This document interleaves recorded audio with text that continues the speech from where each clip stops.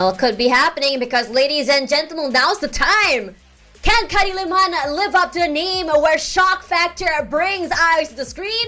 Or will Chinggis Warriors show us what it means to have a scene that is thriving in your country?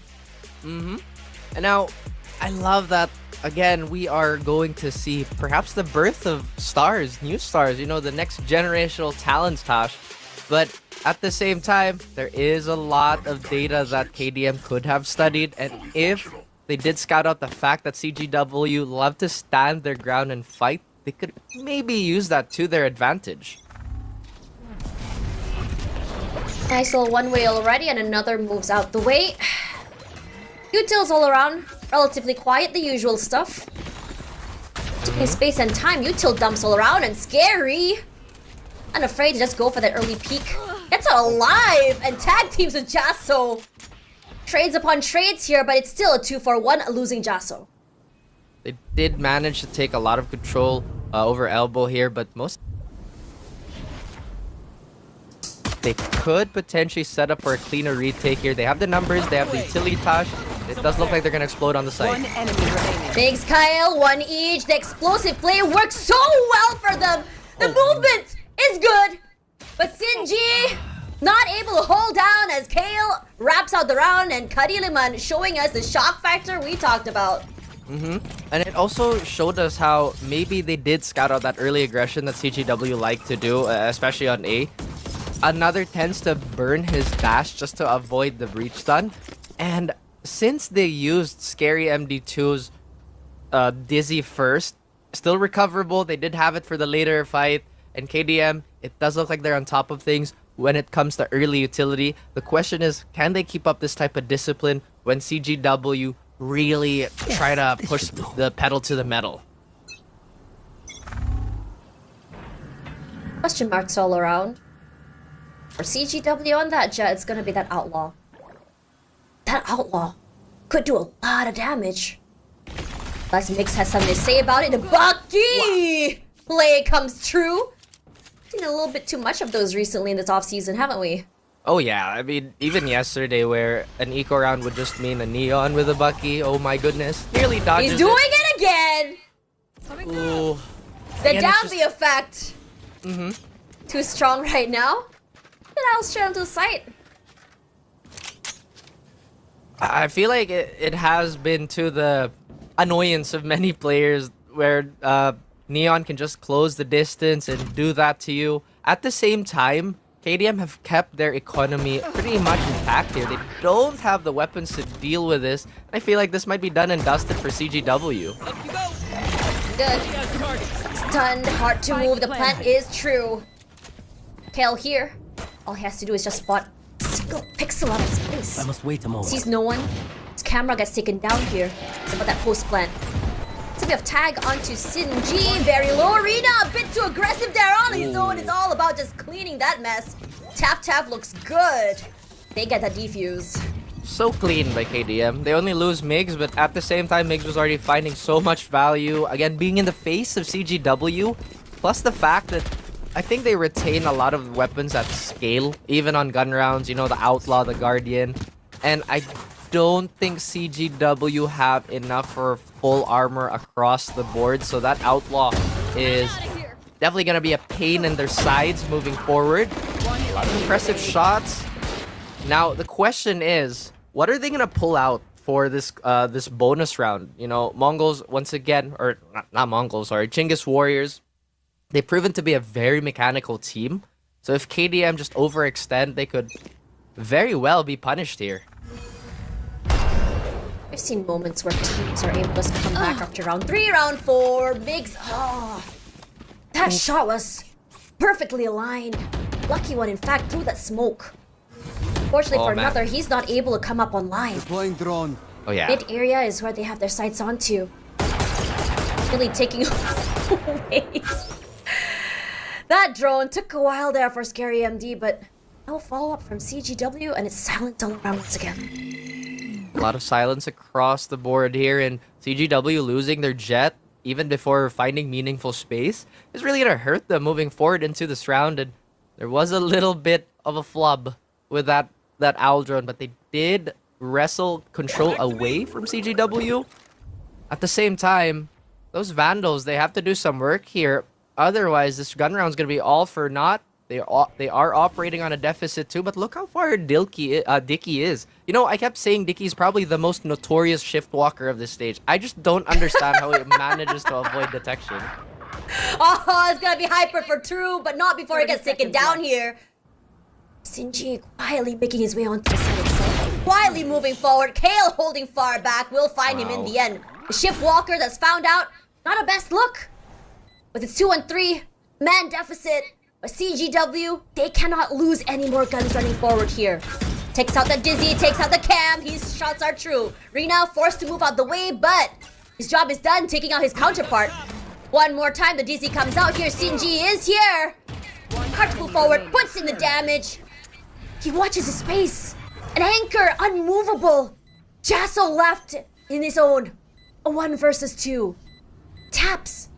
The CGW, unmoved, not by his bluff. Rushes forward, top side. Rina says, not today, Zerg. As they finally put a round on the board. So close. I felt like if he did land that shot, maybe it could have been possible.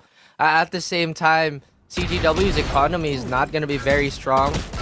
Dicky has been discovered in his shenanigans. Again, you don't really expect the Clove to be that far removed from the rest of the team. At the same time, that deep into your own spawn. So well read by KDM to do as much damage as they possibly can and maybe stop the snowball before it can happen.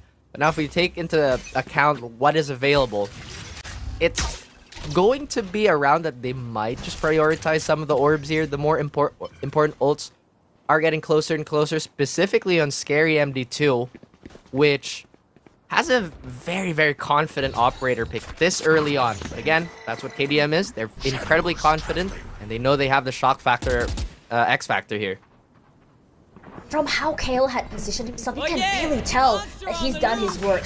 Here comes the trash, gonna find that trip. So Kale, a lot of info on his hands. Meanwhile, it's a nice little skirmish here from B main, as the plan does come through, so he does keep one of the members a little bit more busy coming forward. Stations around Chinggis saying, yeah, I cannot take this fight. Rather put in that pressure playing with their teammates. Fortunate for Scary MD, his timing not really lining up with his teammates. Mix is here! But that's the beauty of that neon! Just a beautiful spray forward, slide forward, excuse me. Shot to the head, another is here watching the line. Mix just sharper before being traded down.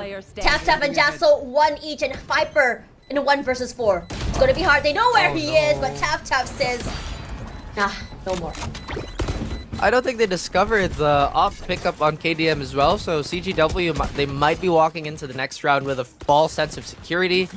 At the same time, you saw how awkward it was on that post plant. You kind of have to focus on Chinggis here, maybe getting a kill on that Neon, but once again, to the ire of the community, how can Neon get away with a slide like that? That is just not fair, right? It is something that the community likes to talk about, and the pros utilize so much. There was a lot of conversation about this, especially after Dambi posted a clip recently with that Bucky, which is why I called it the Dambi effect.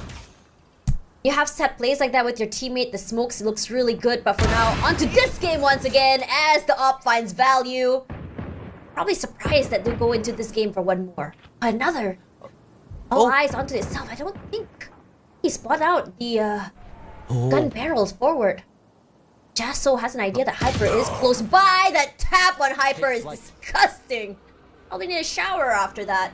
As immediately he finds dividends. Spots one onto B main itself. So, while it is a thrifty, the members of CGW, KDM, excuse me, one by one fall. The neural theft will give the information they need. It's just a matter of catching them off guard, and Chinggis warriors have been doing a lot of work, a lot of surprises here. But Kadiliman, they're saying, nah, that's enough surprises. Moves out the way, the sprays. Let's put a bit of damage. Taps onto Mix. Breaks that trip.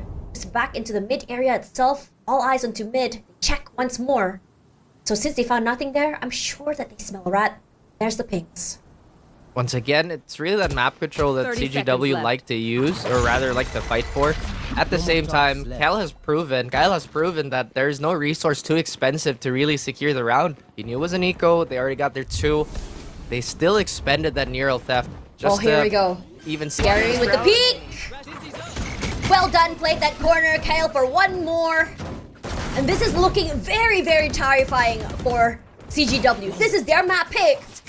But Kadiliman clearly has done their due diligence, knowing where exactly to look, where exactly to play. Read the positioning of the players, such as the Clove, Dicky, like a book. Once again, it's the combination of maybe the star power, not the star power, the age, just how willing these players are to take some of these fights and be patient, plus the fact that you have 2 veterans holding down the line at your support staff, giving KDM that lethal combination. And now look, CGW, it doesn't seem like they're shying away from this, but they're getting punished so quickly. Oh my god, Migs! Rushes up forward with that slide, gets 2 before going down. Dicky another for 1 more, but Tap is putting in the damage. They go aggressive. They put in that pressure. Where can Chinggis Warriors go? All another still somehow lands that shot. And Scary MD to straight to the head onto another. Dicky unfortunately cannot put in that pressure. And the only way to play that all is to run away, and they played that to the T. Oh man, CGW, Chinggis Warriors, they call for the timeout, and I feel like this was one of the things that they could have done better yesterday, was to call that a bit sooner. Now that KDM is trying to smother them as quickly as possible and get this over with, they have to reconsider what they could do. That A main default just not been working out. Their presence in mid swatted almost immediately. And with them taking their time on trying to crawl up in all these spaces, it's making that operator much more powerful. At the same time, KDM, they're really staggering that fighting utility to almost perfection. Every fight that CGW have to take just looks that much more unfair. I love the dynamics for Kadiliman. They always have a trade coming up forward. Migs runs up, gets 2. Migs goes down, immediately another trade from his teammate. They really have an idea on how exactly each timings and each movement is going to be. It looks very messy at times, but it's calculated chaos. Yeah, it just feels like it's such an awkward timing for CGW. They can't get anything going. You see them try to create a staging area for their hit, but KDM, it's like they're always there before anything can get started. Now, I would say that this was where the problems of TOD began, when they started falling in love with the choke fight. They were winning so many, but then later on, it was just so apparent that CGW was getting warmer and warmer. At the same time, Tash, this is 5-1. This is CGW's supposedly strong side. So for them to have a slow start on this with an already shaky defensive side, I'm a little worried. But then again, it is the first map of the day. We do have an entire series to play out, so please bear with us. Yeah, I think for most of these teams as well, this would be, I think some of the players, that is, have never played a stage this big. Yeah, you play on Premiere, you play from home. Stakes are not as high. Just playing to qualify, no one's watching your games. But the mental shift here is crazy. When you know you're in a proper tournament, when you know eyes are on you, production's watching you, there's a lot more scrutiny to those plays. Which is why a lot of teams, you know, as newer players kind of join that team, it's really important that remember that these players was going to take a while to really learn how to kind of integrate within this. And this is why, you know, this stage 1 for Premier teams is very, very important. We emphasize how important it is to find, how it is for us to find these diamonds in the rough. You know, this finding the new gem to be polished, to be grown. We found our Charons, we found our roots. What's stopping us from finding it here from our Premier teams? I agree. I mean, we all have our humble beginnings at the same time, you know. It's not a complete broadcast without a small podcast, you know what I mean, Tash? Of course. I mean, it's the true APAC experience, right? Oh, yeah. At the same time, it's like, yeah, the mental shift between playing in tournaments and then playing in officials is so huge. And I feel like the biggest thing is when you don't really have anybody to guide you in those situations. Oh, yeah. You tend to overplay your hand when realistically you can keep it simple. Again, this is not the easiest thing to do, but the tendency to overplay your hand and, you know, making your players overthink, it's really not the greatest combination. Now, when you think about it, coming back to what you said about Chinggis Warriors looking very great on attack side, I agree. Yesterday was like, what, 3 rounds in a row, and then they lose a round and another 3 rounds in a row again. But I think this is the key of not playing on day number 1, key of being relatively unknown. You have no what to expect from this team. And on top of that, Chinggis Warriors, there's a lot of VODs of them playing out there. You know, MVT 1, 2, and 3. Yeah, they did have some roster shuffles, but fundamentally, if your core remains the same, you should be able to play around the same style of play, regardless coming forward. True. Get out of my way! Again, this is where the teams are trying to figure out what they can do against the other teams, how they can really solidify themselves as threats to the rest of the league. And when you kind of lose yourself, you end up being really shaky, you tend to doubt your strats, so on and so forth. Confidence will get mulled over as time passes. Oh my goodness, Migs doing it again! This man knows the value of that neon, and he is unafraid. A shift slide forward, a tap to the face, he runs out. Uncatchable, Migs finally does go down in the end. Arena another, they're aggressive. That timeout might be what they need. Another rushes forward through that smoke before finally being shut down by Scary MB2. Oh no, Good for him, but Hyper from the smokes. The headshots ring true. This is disgusting. And in this speed, this aggression is not something that Kadiliman was expecting. Kyle left all alone. Trying to see if he can. He's finding B1's. Hyper spotted him out. Clears out the corner, but hard to do. It's just all about that spray. His teammates are here in the end. But it's a relatively clean round, excuse me. As CGW get a thrifty, and on top of that, a consolation prize of an off. That's right. Once again, you really cannot underestimate any of these teams. I feel like everybody can beat everybody as long as they have a good day ahead of them. At the same time, Chinggis Warriors, they really did need another to pop off the way he did. Get a little bit of that heavy lifting in his back pocket for his team. KDM, surprised. They're very surprised. It seemed like they were willing to fight, use their utility. Here. But good thing for them, they built up a strong economy. So moving forward, they're not going to have a problem with those eco rounds just yet. Scary though. Just going to take a little bit of damage from the shock dart. Although I don't think this is enough to push him out of his power position. Breakdown mark 4 as DK will be that setups smokes up mid, a one-way setup onto A main. This is a default here. It's all about just trying to see where you can clean these kills. Oh my Scare gosh. MD rushing forward. Oh, expect something going amiss, and he peeks. A wide swing from DQ wins him in the end, and he's gonna be happy that op has been eliminated. A little bit more space to play with, but slowly but surely they're making their way onto the B site. But there's still a final boss to worry about. It's gonna be Kale, and he's been phenomenal making sure no one comes in from the back lines. The fact that they have market control this way too, without the door being closed, it's going to make this retake infinitely harder. I don't even think KDM expected. I mean, they still have a lot of utility on the breach, exactly but where you timing is in their favor. Jasso has to teleport out to avoid that 1v1. 30 Look at seconds CGW. left. They're so patient. They're not even committing to this just yet. cover going out. Another, it was as though he couldn't believe his eyes. He had to go check if someone was there, if it was a fake. Jasso rushing up forward, another here, here, a tap forward, Mix does what he does best, but it will be taken down here, Hyper and Dicky. That's the power of friendship, and they get taken down here 2 in a row for Chinggis Warriors, and you can start to see the engine revving up for the team. Right here. Oh dear. Also, a small miscalculation on the side of KDM there. They could have waited it out.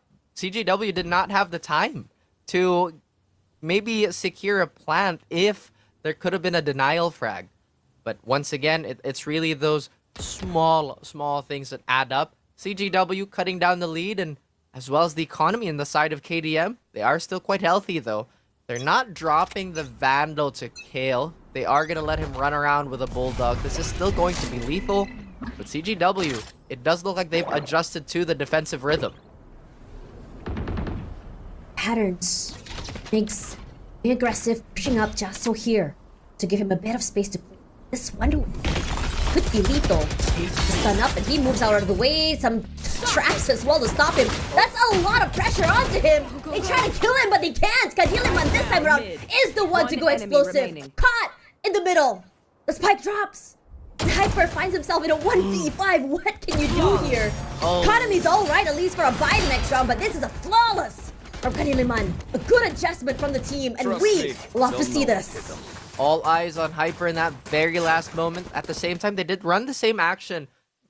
Throwing that breach stun into the slide here. Kind of would have expected them to have a bit more help towards Chinggis, as he's not having the greatest of starts for this half. They are, however, going to be allowed to use Thrash here. Still, Overdrive not spent on the side of MiGZ, who's been getting a lot of these first kills, which have converted decently well. But now CGW, they look like they're ready to flood towards mid. Rush up forward, a flash setup. Beautifully done for MiGZ, and he's done the damage despite going down to Rita.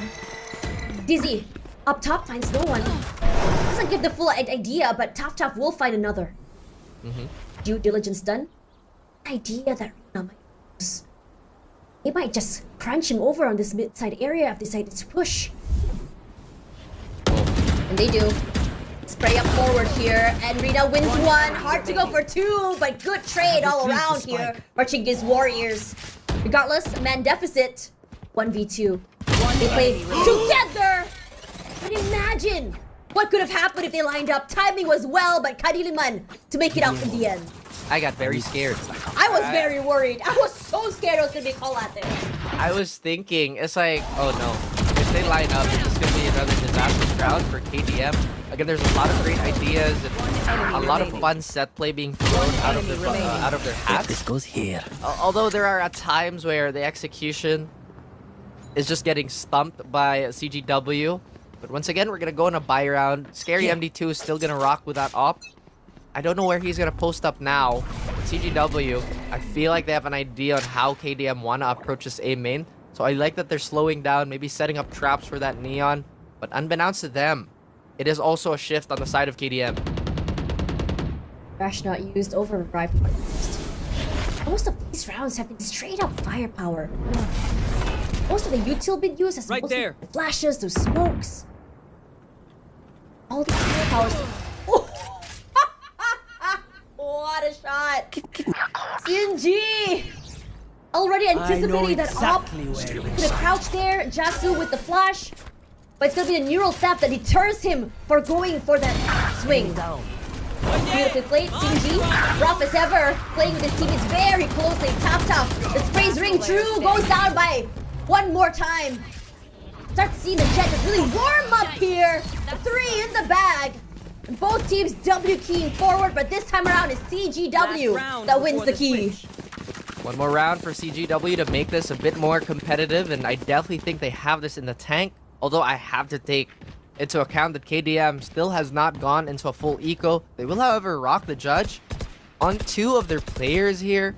Jasso will have to work with the Stinger. Again, an Omen that somewhat has to play far back.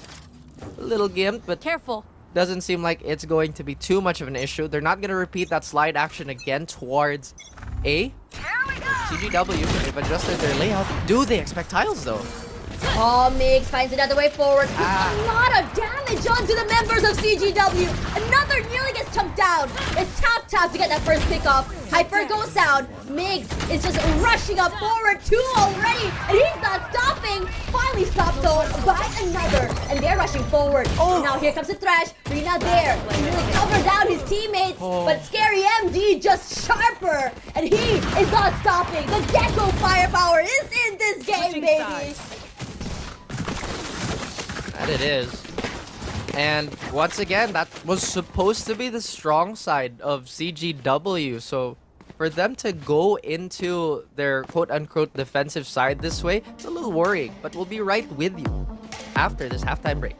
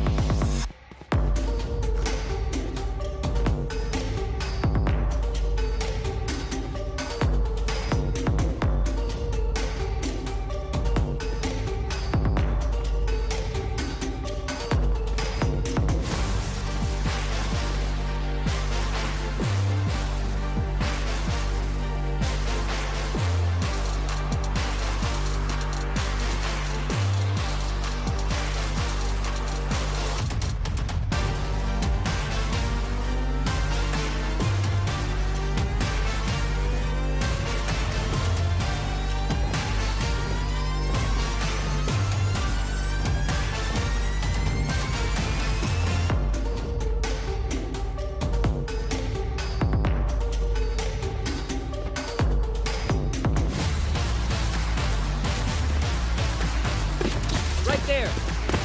We're just talking, Raph, about that neon slide and how it's just so annoying to deal with.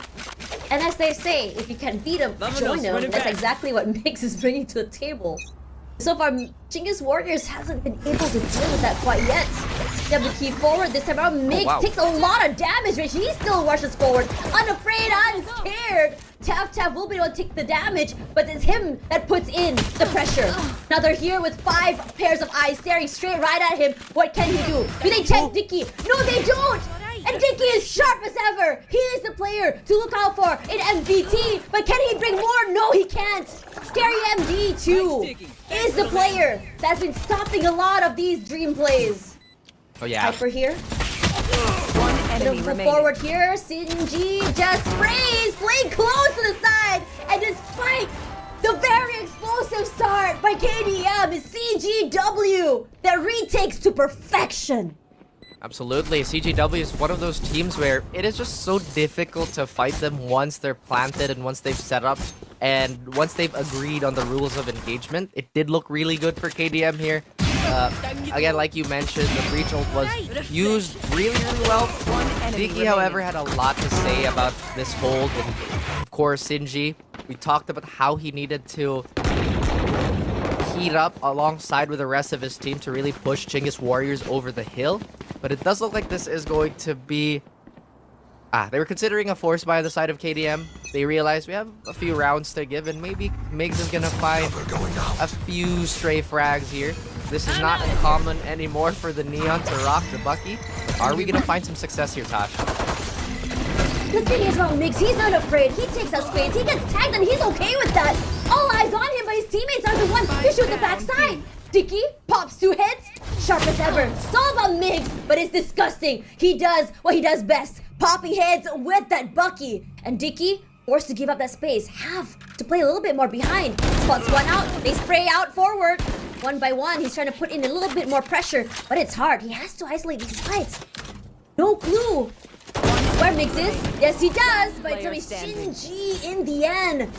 Just really trade off that corner. Well played. But this is a little bit too close for comfort. That's right, KDM fully expected to take this bonus now. Otherwise, this bleeding might just turn into something unpleasant. CGW, they do have the room to upgrade, but it's not going to be a full-on main rifle.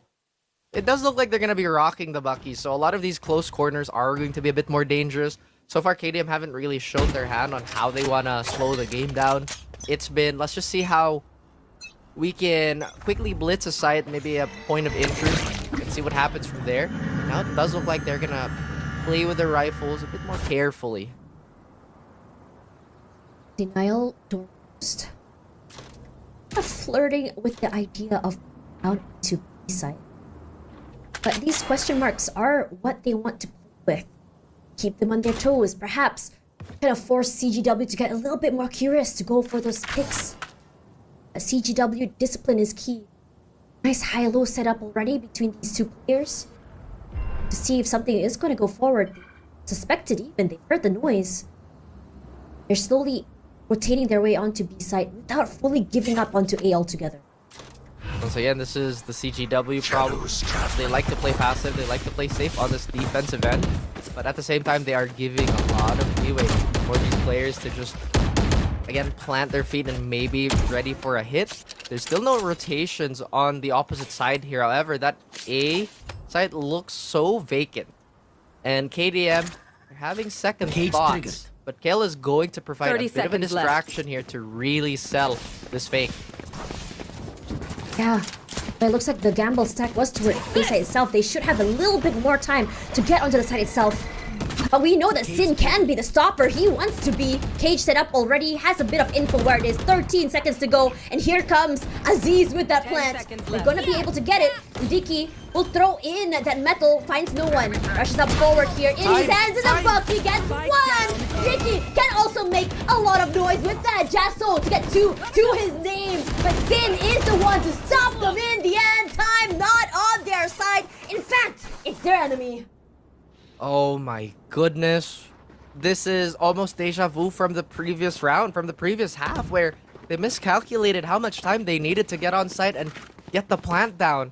KDM, hopefully they're not rocked by this fiery start on CGW. And I'm glad that they're going for the timeout just to reassess and take into account what they could be doing, what they should be avoiding, and so on and so forth. It's been a pretty good game for everybody on the side of CGW. KDM, I see that they are going for a lot of these set plays, Tash, but sometimes it's the protocol that kind of falls apart in the later round situation.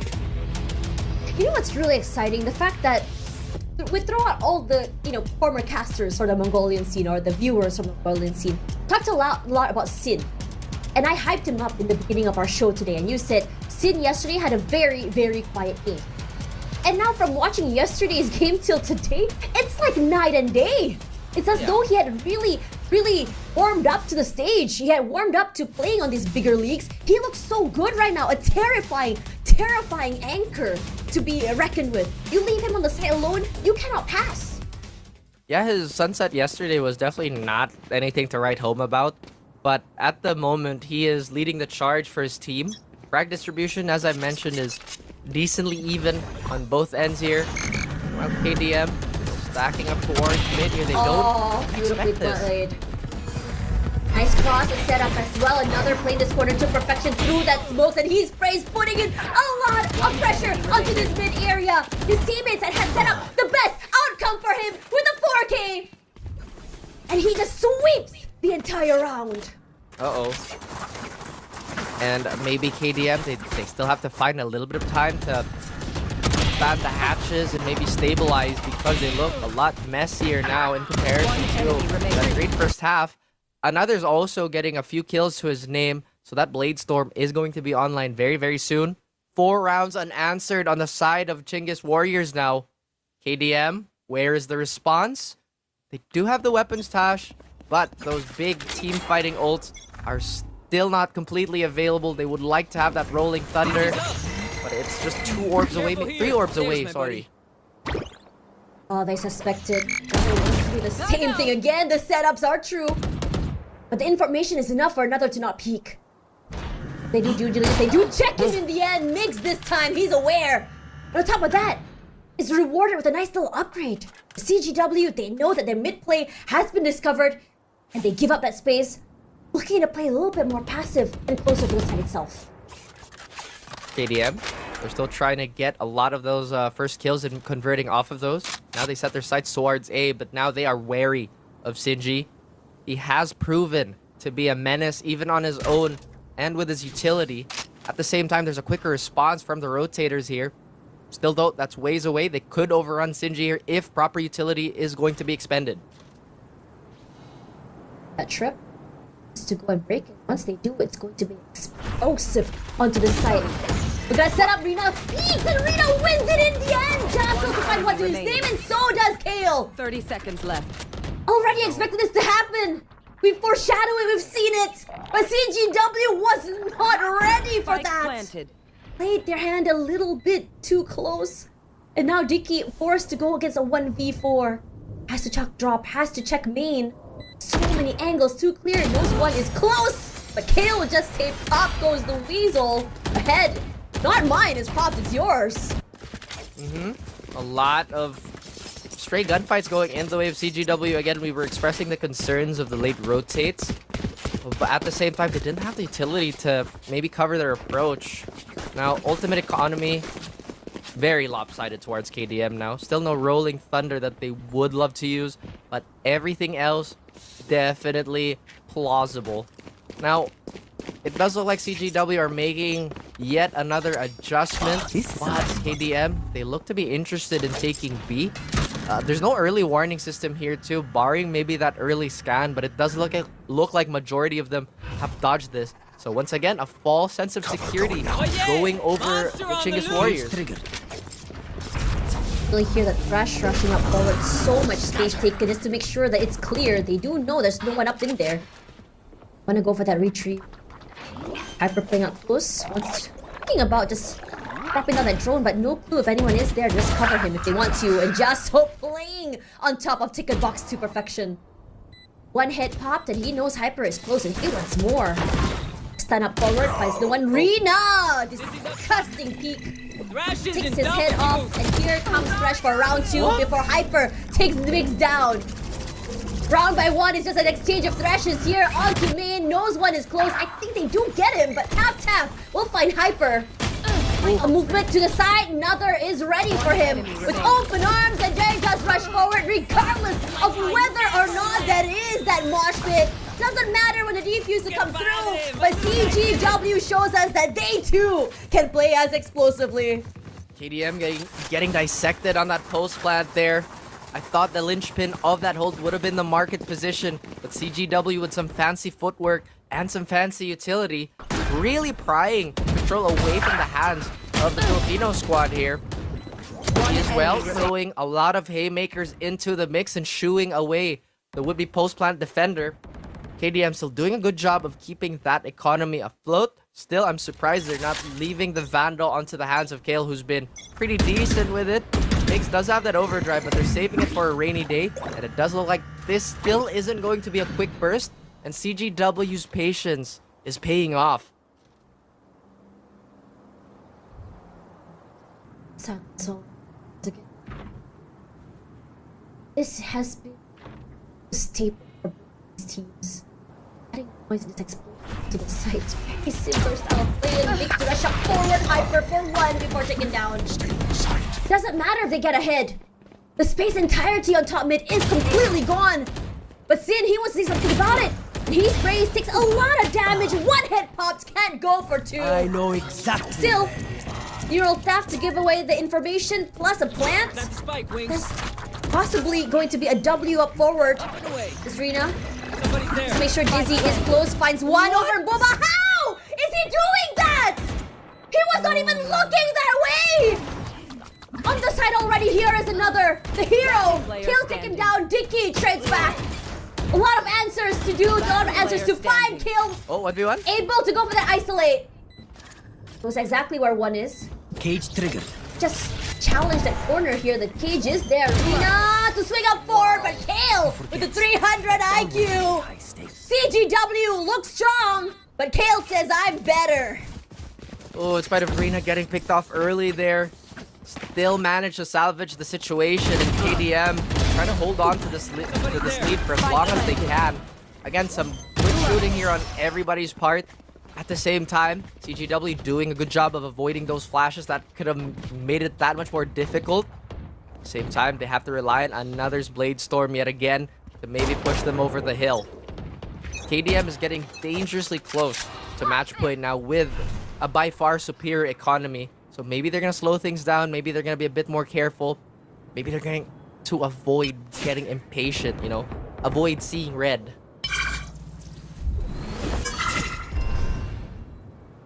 Had to bait kickoff. Excuse me, with KDM this time. Not at all here to at all about by they bluff. Again, they've slowed down. Still trying to pry open this defense by CGW. If they've scouted the fact that this 2-1-2 does freeze up a little bit early on to the rounds, they could hit that overrun. But one problem is how sharp Chinggis is. Still has that neural theft too, but he is going to get sent into the sky with that stun. Where's the follow-up? Oh, that is disgusting. He does it again. Gets an upgrade as well. Cage triggered. Beautiful setup. Loving how these setups always have an answer, always have an execute. Every single utility put in by Kadiliman has an actual usage. Nice crossfire forward here, Jasso. Trying his best to move out the way. Another 4-2 played that corner very well despite the crossfires. He's on the side already. Swaps to a gun. One shot to the face, but scary MD. You can rely on him to make sure that they can win in the end. And my, KDM, they find this wind. They find the momentum to really push them closer and closer to the finish line. And I really like how they've been using that Rolling Thunder. The follow-ups have been much faster in comparison to that Doldrum in the first 4 rounds. Chinggis Warriors not in a good spot. They burned the Blade Storm. The economy is not in the greatest position. They do have a Hunter's Fury to play around with, but the margin for error here is not as wide as it was For Kadiliman, each round starts with MiGs and always ends with scary MD2 every single time. First point of contact, MiG slide in, Bucky in hand, shot to the face. Vandal in hand, shot to the face. You can rely on that as he slides in. It's a waterfall of just bodies coming onto that site. Yes, they fall down one by one because clearly the firepower from CGW looks better. But the way that Scary MD is able to hold down the line by himself and isolate these fights have been a total game changer because he is the final boss, the final line of defense for this team. And that's what makes it so terrifying. Yeah, so far they haven't really done anything to stop MiG's slides and their first point of contact. You'd kind of expect a lot more utility being invested in that, since every time, or at least for the most part, when KDM does get a first kill, the conversion rate is at a respectable amount. But with these sheriffs, we've seen CGW break some hearts and steal some rounds. We're hoping that they can do the same, but KDM, once again, tiptoeing and waiting for the right opportunity to strike. Mid area has been an area that another has been just really taking his time to explore. Yeah, he gets punished once in a while. You can see the pings already just to make sure to check for him there, but this time around he's not there already. His late take of mid will find dividends. They should be able to take the mid area relatively cleanly, but the gamble side is still going to be A side by CGW. But the question is whether or not that gamble will be giving dividends, because it looks like they're going to be pivoting on to A sides, but another to just tap and tap and tap the heads away. He sees MiGs and he's like, that's enough, I have done enough damage, move out the way, but MiGs still finds him in the end. 30 Dicky seconds left. waiting. Thresh already let loose onto Halls itself. Finds no one, overdrive used, and Dicky will be the one to pop his head. Beautifully done. CGW getting a lot of value from this patient style play. And these sheriffs are the one to kill the members of CGW, buying so much time. And the spike right smack dab in the middle, can't do any more than that. And Dicky with that sheriff is terrifying. Oh my goodness. Maybe they're getting a little too overzealous and too overexcited to finish the map off.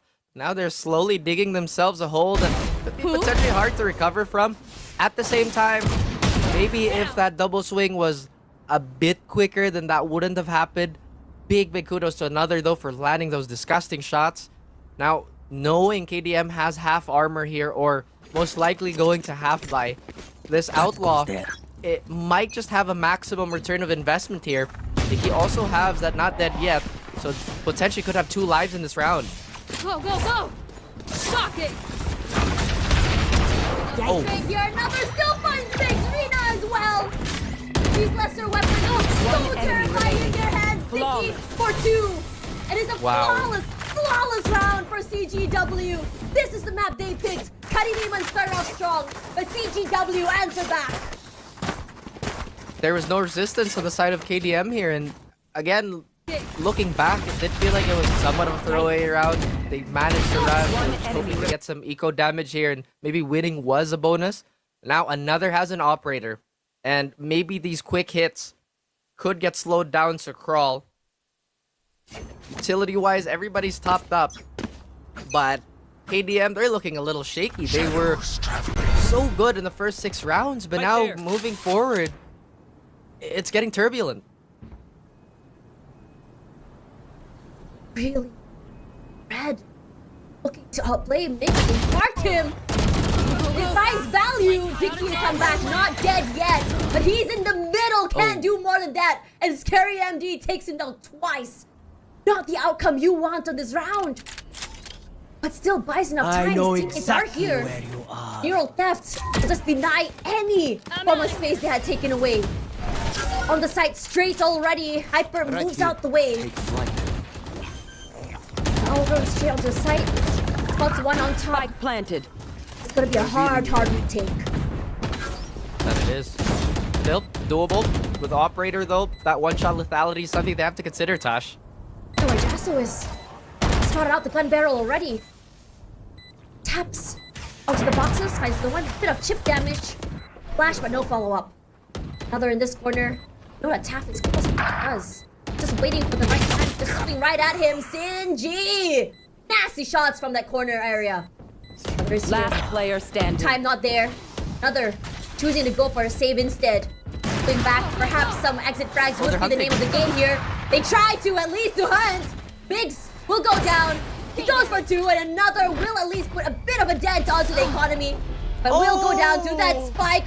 Ah, and that's an unfortunate situation. Match point. Well, at least he has Blade Storm, right? I mean, that was a massive oversight. They do get an operator again. It does look like they are going into overtime, or at least playing for it. Even if they did have the economy for it, that could have given Rina the extra bit of armor that could make the difference. Again, this is just a game of numbers and min-maxing at this point. Jasso not looking too great with that Guardian, but we've seen that thing do a little bit of damage. KDM again, they go for a really heavy hit towards A. This time, no mincing words. They straight up go for it. Just W. He goes down, and so does Mix. Very, very well isolated. These fights with that one-way smoke. Knows that Mix goes in first. Knows that there's going to be someone just trying to find their way onto the side right behind. They stopped her. Rina with that thrash. Will be taken down, moves back. But it's still information game. That's the key here. Oh. I can't believe Diggy did manage to pull that off. I mean, those are 2 difficult fights to take, especially unsupported, but this dude is so good and so sharp, and he just got online at the probably most pivotal moment for CGW. I wouldn't be surprised, Sash, if we go for another overtime banger today. That's true. Surprising that's I think correct. Sound Drop in a smoke. set up already. 1 30 seconds left. tap off the way, finds Jasso, but this time around Jasso will win that. down, Sorry, A. he'll win that. Jasso goes down. standing. Sinji! As usual, the unmovable sentinel with 3 to his name. And we are here at another overtime. Seems to be a Switching theme sides. for CGW. Overtime. That it is. Overtime yet again, the battle of stamina. And so far, it does look like it is in the favor of Chinggis Warriors here. They have almost bested their enemies in the previous map, or rather in the previous day. And now it does look like we are opening our second day with yet another war of attrition. KDM, their set plays and their tricks, they have won them out some rounds, but this attacking side is looking a little gloomier than most. Either way, this could be a reset point for both these teams. And despite our predictions, this is still very much a toss-up. This is still very much a 50-50. Have the power of surprise from KDM. Power of experience from CGW. And this is turning into a very, very fun one for me. For us even. Sinji here plays the corner well. Knows the read from Migs. And he punishes him for taking up that space. Breaks the door, another already into market. Kale spots him, dashes straight onto side, and Kale not able to capitalize on that. Very careful not to go for that trip. They spray up forward, takes a bit of damage. Kale forced to move back. They know, or he knows. There's 2 already on the side with a nice crossfire. Does look like CGW, they want to break through that, right? Full spot yet again. Maybe an unnecessary peek here on the side of Rina. KDM, they have a full belt of utility to throw at the defenders. They look like they're ready to use it.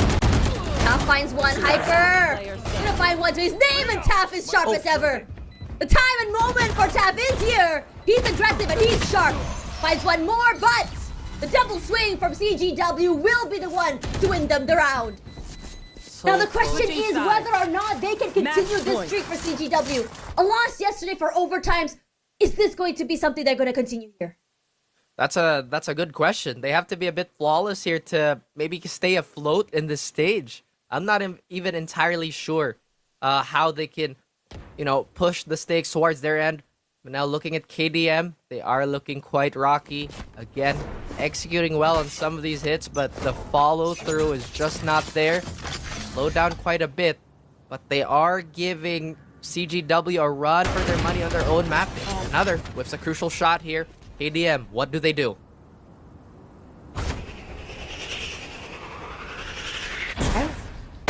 But he picks one more time, but another wins it. Nasty shot, nasty play, and another. You love seeing these players that have this amount of courage. Kale walking up mid-side. GW. Cage Carefully, triggered. be quiet. Isolate one angle of that corner with cage. Oh dear. Bit of a pause in the action here yet Deploying again. drone. KDM looking uncertain of where they want to go, but now they are prying control of A away from CGW. Even when there's a lone man, Tosh, it's been so difficult for them to get themselves going. Dicky has been the source of that problem, and he's not too far away from the site. Rina has bowed out completely, so this 30 plan seconds is left. essentially going to be uncontested. But I digress, they have to pay attention to the timer here. KDM has lost rounds because of these narrow misses. They don't want it to happen again. Spike planted. They have full control of their site, have a lot of time to set up their post plants. CGW, once they figured out things, it'll be better. He playing this corner alone, and he finds the right opportune timing to go for two. Tap alone will be able to get ahead. For two, but another with an off in hand. He finds Kale, tap. He looks disgustingly scary on his own, but it's another to wrap it around, and CGW 2 in a row to go for that defuse and take the map. That is a heartbreak for KDM, especially for a team that started out so strong and so confident, but they gas out on the final stretch. I have to remind everybody though that this is still the first map, and CGW, they managed to defend their pick here. Doesn't look like they're too bothered about it either. But again, the highlights, they're very close to Tosh. Both these teams are really willing to stand their ground and fight. Last in the brawl, it is KDM to fall first. It's always very fun to see these two teams, but I think for KDM, one of the biggest takeaways here is that they like to do the same thing over and over. Again, as Albert Einstein says, doing the same thing over and over again is insanity. And it felt like at one point, they relied too much on Mig's playing aggressive, sliding forward to take a pick. CGW read that like a team and punished him every time he tried to do so. And suddenly, their main takeaway for this map, their main bread and butter on what made this comp work was gone. How do you punish these things, especially when a player like DK is able to get two in corners like this? Hopefully they do find that support system that they need, because those initial hits, again, on KDM, I feel like that's a bright spot in their play. But for them to capitalize on the advantage that they made for themselves is still a little absent, despite getting an impressive amount of first kills, at least on the first half. If they can fix this going into their map pick, this could go into a 3-map series. I feel like Abyss is a total toss-up. I still feel like there's a lot to learn about that map, regardless if you're a veteran to the scene or, just fresh coming from Premier. Like I said, Tash, there was a lot of fancy shooting on both ends here. Macro-wise, and they're still trying to polish that up. CGW. I mean, as much as I expected more thrifties to come forward, it has been those rounds where the gun deficits will not be able to win. It just comes to that if you think about it. Migs with that those first kills is the one disgusting. Look at that 15, and that's all from Migs. Yeah, man. I mean, a lot of those did come from Migs, and once again, it is a bit of a heartbreak for KDM to lose the way they did. CGW proving their resilience time and time again. It doesn't feel like there is a lack of heart or grit from CGW. It was a big question yesterday that was slowly getting answered, but now we are definitely getting the papers on this one, that it is certified research. Oh yeah. CGW, I think another also found his stride today. He had a series of slow games. I think it was the Sky that was a bit of a problem too on Bind. And when Yeah. he did play that Jet on Sunset, despite getting the space, he just wasn't getting that impact that could scare away the defenders. I mean, it could possibly be, you know, that first day game curse, right? Where you're starting to just get used to playing on a bigger stage, get used to knowing that it's a very big, you know, amount of viewers watching your games itself. Again, this team has been playing in the Mongolian scene for quite some time. Yes, they've had a lot of moments where they played on LANs and everything like that. But once you've played in one scene for a prolonged amount of time, getting used to playing in a different scene, whether it be Southeast Asian style play or Indonesian style play, will definitely be very, very different. And it felt like whatever mistakes that they made yesterday has been rectified today. Just like the most important part. Kadiliman, they've done a very fantastic job of being toe-to-toe against a team with this much exposure to on-stage LAN Valorant. But at the same time, is CGW to show us what Mongolian Valorant has to offer. They did that, at least on Sunset. After this, we're going to be looking at another map. We're going to be looking at Haven. This is Kadiliman's pick. Question is whether or not they're back to a third map. We're not going anywhere. More Valorant Challengers Southeast Asia coming right at you. Welcome back, everyone. This is the Valorant Challengers Southeast Asia. This is Split 3 Stage 1, where we are looking for the next new superstar here in Southeast Asia. I'm Tashman alongside Ralph, your casters for today. And the first map just now, Sunset. Chinggis Warriors against Kadiliman. That was an explosive one, but Chinggis Warriors shows us that overtimes are clearly something they can beat. Oh yeah, stamina seems like one of their fortes at the moment. Meanwhile, KDM is displaying a whole different skill set. I mean, it's really good that they have a lot of these set plays in hand, and I feel like I'm a broken record right now because I said this multiple times on Sunset. That first hit is so good. Everything else that follows could be a lot better. They're definitely leaving a few crumbs on the table that Chinggis Warriors have been eating up a lot. And KDM, they have been mighty struggling when the chaos does ensue. It feels like the system isn't completely baked in just yet, but Haven could be a different map. Haven is probably one of the most practiced maps of PH, so I think this would bleed out onto a lot of our teams, regardless of. Oh, you're giving me skill Team level. Secrets vibes, no, aren't you? I mean, you know, like I said, if regional map strength does bleed out on a lot of things. But at the same time, Chinggis Warriors, I feel like they're a lot more calm on defense. Despite them being somewhat passive in some of these rounds, it does work out for them. At the same time, I feel like what they have to address is that KDM is doing a great job of not letting them set up on the attack.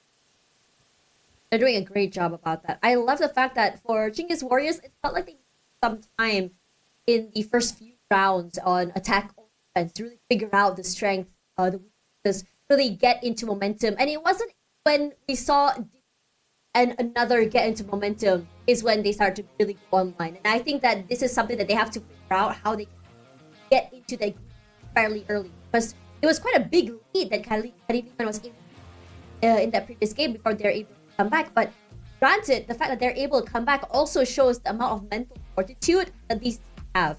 Now, coming into the next one, we're looking at Haven. Now, you did say that Haven is a staple for Valorant. You know, it comes back to Team Secret, how this is their turf, their side of play, and why they're so terrifying on that particular map. And I'm not surprised at this point. Now, they have played this map, Kadiliman. It is recorded on VLR that they have played this map 7 times back in 2022, last recorded in time. So it's still question marks all around with the team. Oh yeah, and like we mentioned, right, there's still a lot to figure out. A lot of these teams are still trying to flourish and really set their footing onto the stage here. KDM, they go for a really hyperactive comp with a lot of initiating power, not just from the Breach and Neon, but also from the Killjoy ult, and Astra can be used aggressively. On the side of Chinggis Warriors, I feel like this is a bit more standard, but a lot more flexible. We might see another be that aggressive Omen that has been somewhat nestled into our minds already for a lot of players. You know, I feel like that blueprint has definitely inspired a lot of people. I mean, there's always that question mark between a Clove versus an Omen, right? That has been the question mark all around, but an Omen gives you a lot more different styles of play. You can go in for an aggressive Omen, playing very, very aggressive. We've seen those, you know, those flashy paranoia to TP style plays in the backside. We've seen knives coming up from that kind of style of play. And I think that it's a really exciting moment to see, you know, a switch between these two players, another and Dicky, who are sort of like their flex players, right? One map, one player plays a different agent. And I'm still excited to see a Migs versus... Because just now we've seen what as a Neon, but what can Dicky?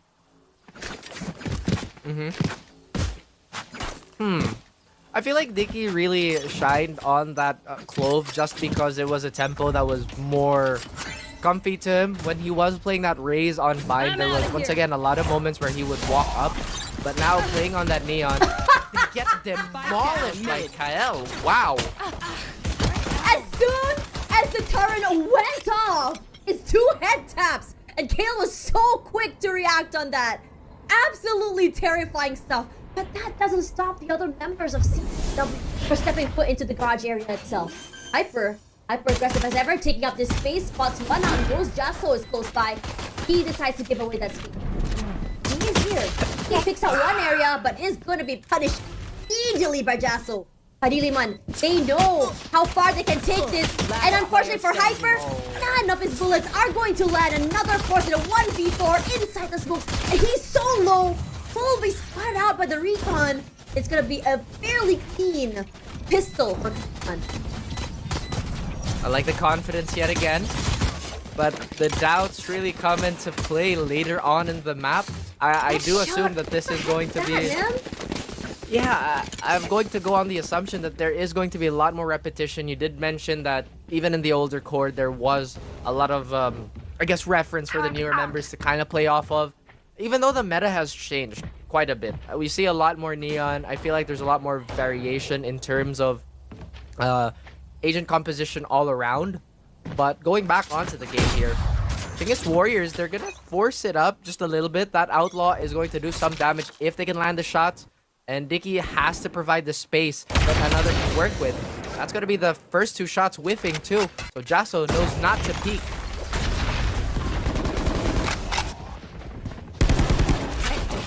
The regions, Tap is here just set up for C. Now if you saw Tap's performance in this map, every time Tap puts out an aftershock fault line, his teams are so quick to pull. Time bot Go! Big says, oh great, it's time to go. This play super close with the Aldrin. Backside cleared already. You know they can take a little bit more space to shoot up. Recon will score a 1, Jasso open for 1, Tap with the sprays alongside Migs. One by one, the members fall from CGW and they can't even take a single head with them. Beautifully executed by KDM here. Does look like CGW will suffer the consequence of going for a buy like that, so potentially this could be another round or 2 going into the favor of KDM. If that fancy shooting isn't gonna show itself tonight, there is going to be a Hero Vandal on the side of Sinji. I think that has been a pretty decent pickup for them across the board, but with a lot of the longer angles being covered and quite frankly dominated by KDM, this is going to be, I guess, demanding of him to, you know, provide maximum effort. Now, Jasso again will be very aggressive. He does have a star in place to stop a potential rush. The smoke is not enough to wall off the rest of CGW. He's not done. He wants to take up more space. Bucky in hand. Hoping to give a taste. Oh, that was given to him in the previous map. Higgs. He has other ideas. Going for the flank side, but all eyes are on the back area. Tap is here to pick up to the teammates. Aldo's come forward. Another big shot for 3! How does he do that? So quick to play! One enemy remains. CGW! They just running forward here. One by one, the members of Kadiliman fall! And in the hands of CGW, they are bringing home the big guns, baby! Well, that's awkward. I mean, it does hit us back into like a more familiar timeline. Yes, they're gonna win the 3rd round. That should have been the bonus for KDM. But it was just a sheriff in another's hands. Yeah, exactly. But now we do have the main rifles on the side of KDM. So are we still going to see a full 3-1? Because Chinggis Warriors don't have the best weapons. Granted, that's not been a metric that we should be measuring because those sheriff shots have been just ringing true for our boy Another here. Go for an aggressive peek towards B main. That's going to be a lot of stars to deal with again. I'm out of here. He also shows us how expressive he can. Jasso will take it down. Pulling them in. Playing close despite the utility. He is playing his utility to perfection. Some pressure coming onto the other side. A bit of an upgrade onto Hyper as well to get a little bit more firepower.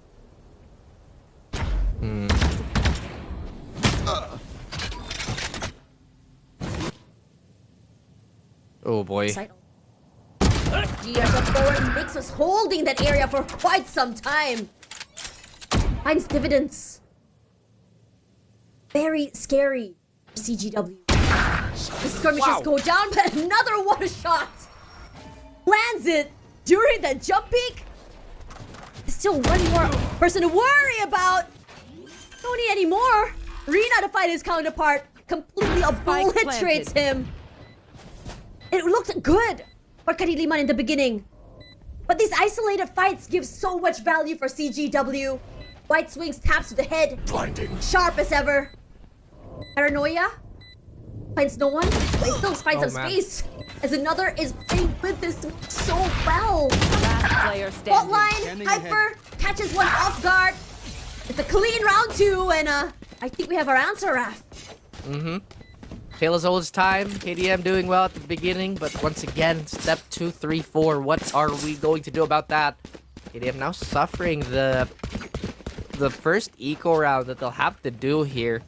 They're not going to have the best buy. I'm not sure why MGLZ is going for full armor here. He might be thinking about getting the Bucky and getting some eco damage across the board.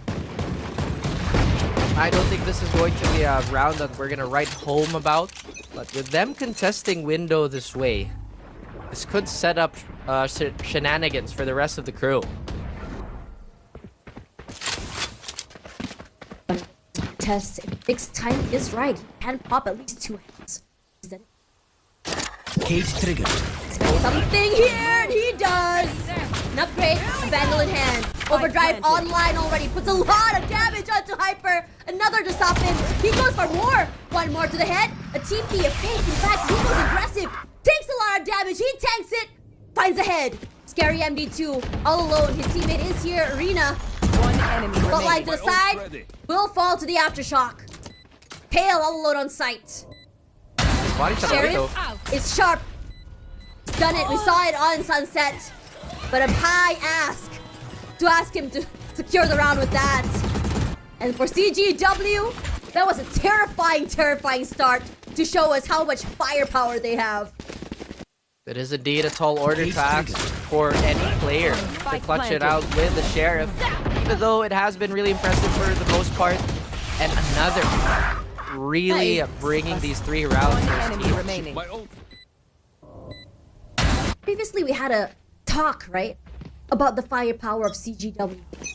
The first half of the map didn't feel like Another and DK were even online, but this time around, look at how aggressive they are. Another 2 trade back. Biggs goes down, but Kyle already did some damage at the very least. Scary MD2 hasn't really found the quite yet. Smoked off and also utiled out. He's trying to hold strong to that corner. Tap trying to find a pick onto DK, and he does. Rina to Another as well. But it's gonna be Rina and Kyle, 1 each, and now we've down to a 1 versus 1. Jasso here on the top side will find the right timing to pop his head. And these rounds have been incredibly quick between these 2 teams. Definitely, it's been blitz after blitz, and you can't really tell what type of round is going to go about, especially with how CGW have been playing, especially with how they want to kind of control the rhythm. Sometimes you see them pause just outside of lobby, sometimes you want to see them crawl up, but when they do explode, it is a full-on commit.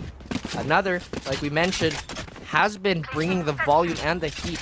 KDM, it's been a more balanced effort for them, but they can't let too many of these rounds go in the way of CGW, despite the attacker side being the arguably stronger side on Haven.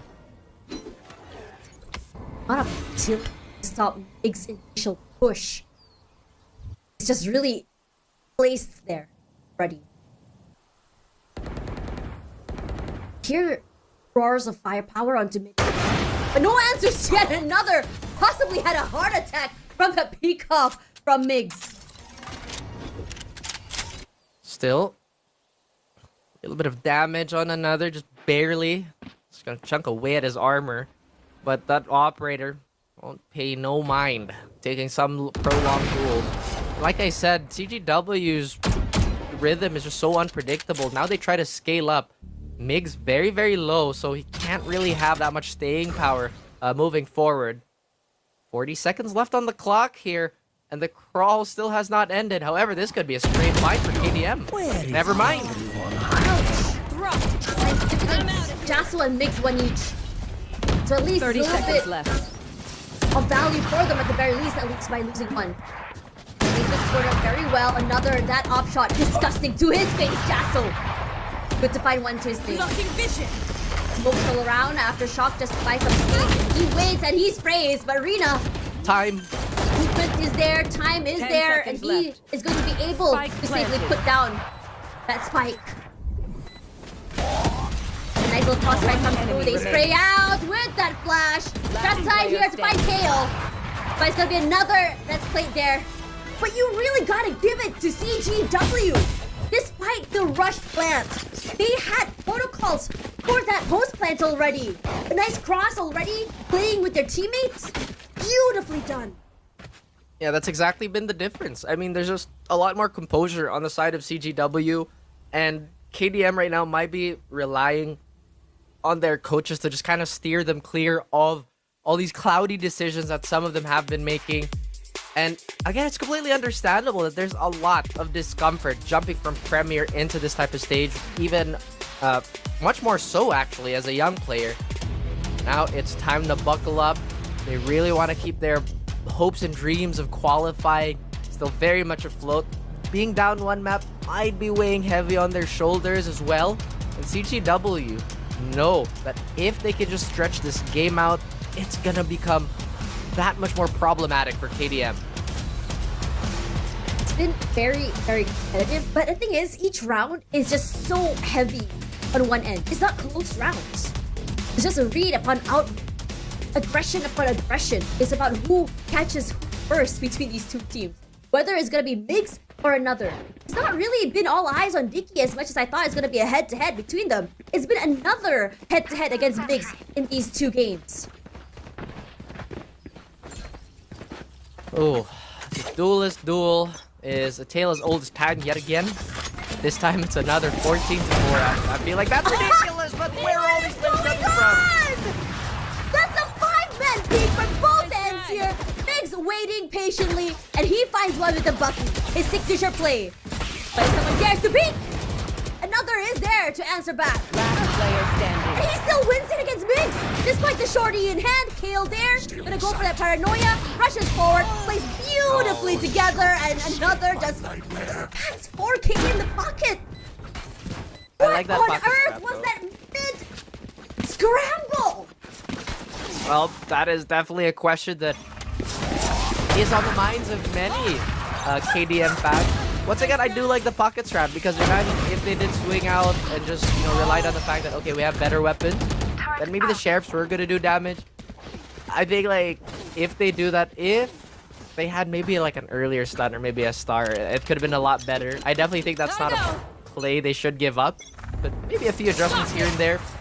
At the same time, now aggression towards a lobby. They don't want an early setup by CGW again. And I like the fact that KDM, they really don't want to let go of map control for free. At the same time, they have to understand if this is cost efficient. TDM in the street. There. Run it down mid. Let's go on an all-out shootout in the side area. Not happening again though. Very quiet. Smooth round. Taking that back. Outline, sound forward, clear out the backside as well. Forces him out in the open arena. Opportunity taken to take out Jasso. Oh, you see that? Rolling Thunder is going to be there for Rina. So a re-hit on any of the points of interest here is going to be that much more difficult to defend against. And another guarding the flanks with the operator. Interesting choice. KDM holding strong. Yeah. An op. It's been a while since we've seen that, haven't we? Let's see of these premier type games. Tap tap. But to answer, CGW 30 seconds left to the door area itself. A Diki for 2, holding down the line, not allowing anyone to encroach this area. But Mix could be the same. Doors is his playground, but another has not moved from the window area for quite some time. To the window, maybe towards the site of C's where Diki is gonna plant. Oh, they can't find him here in the corner plant. They'll have to play for long here because the operator is going to be in place. They decide to double up on the site. He is gonna get reconned out, Tash. So I don't know how this 2v1 is gonna go. And he still held it. He was recon and he still tried to. Good punish by Scary. But where is the final member is the question. His timing has to be really good here. And the swing out, and Scary MD2, he's back. And online once again. That final member to clutch, that's him. I think that was a bit of a fumble. Eye test. I like the fact that they went for the heat check. I'm surprised he didn't go for a reposition.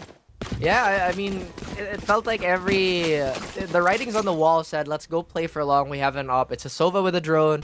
Recon dart, no shots available. But again, maybe they wanted to throw a curveball, maybe surprise the opposition here.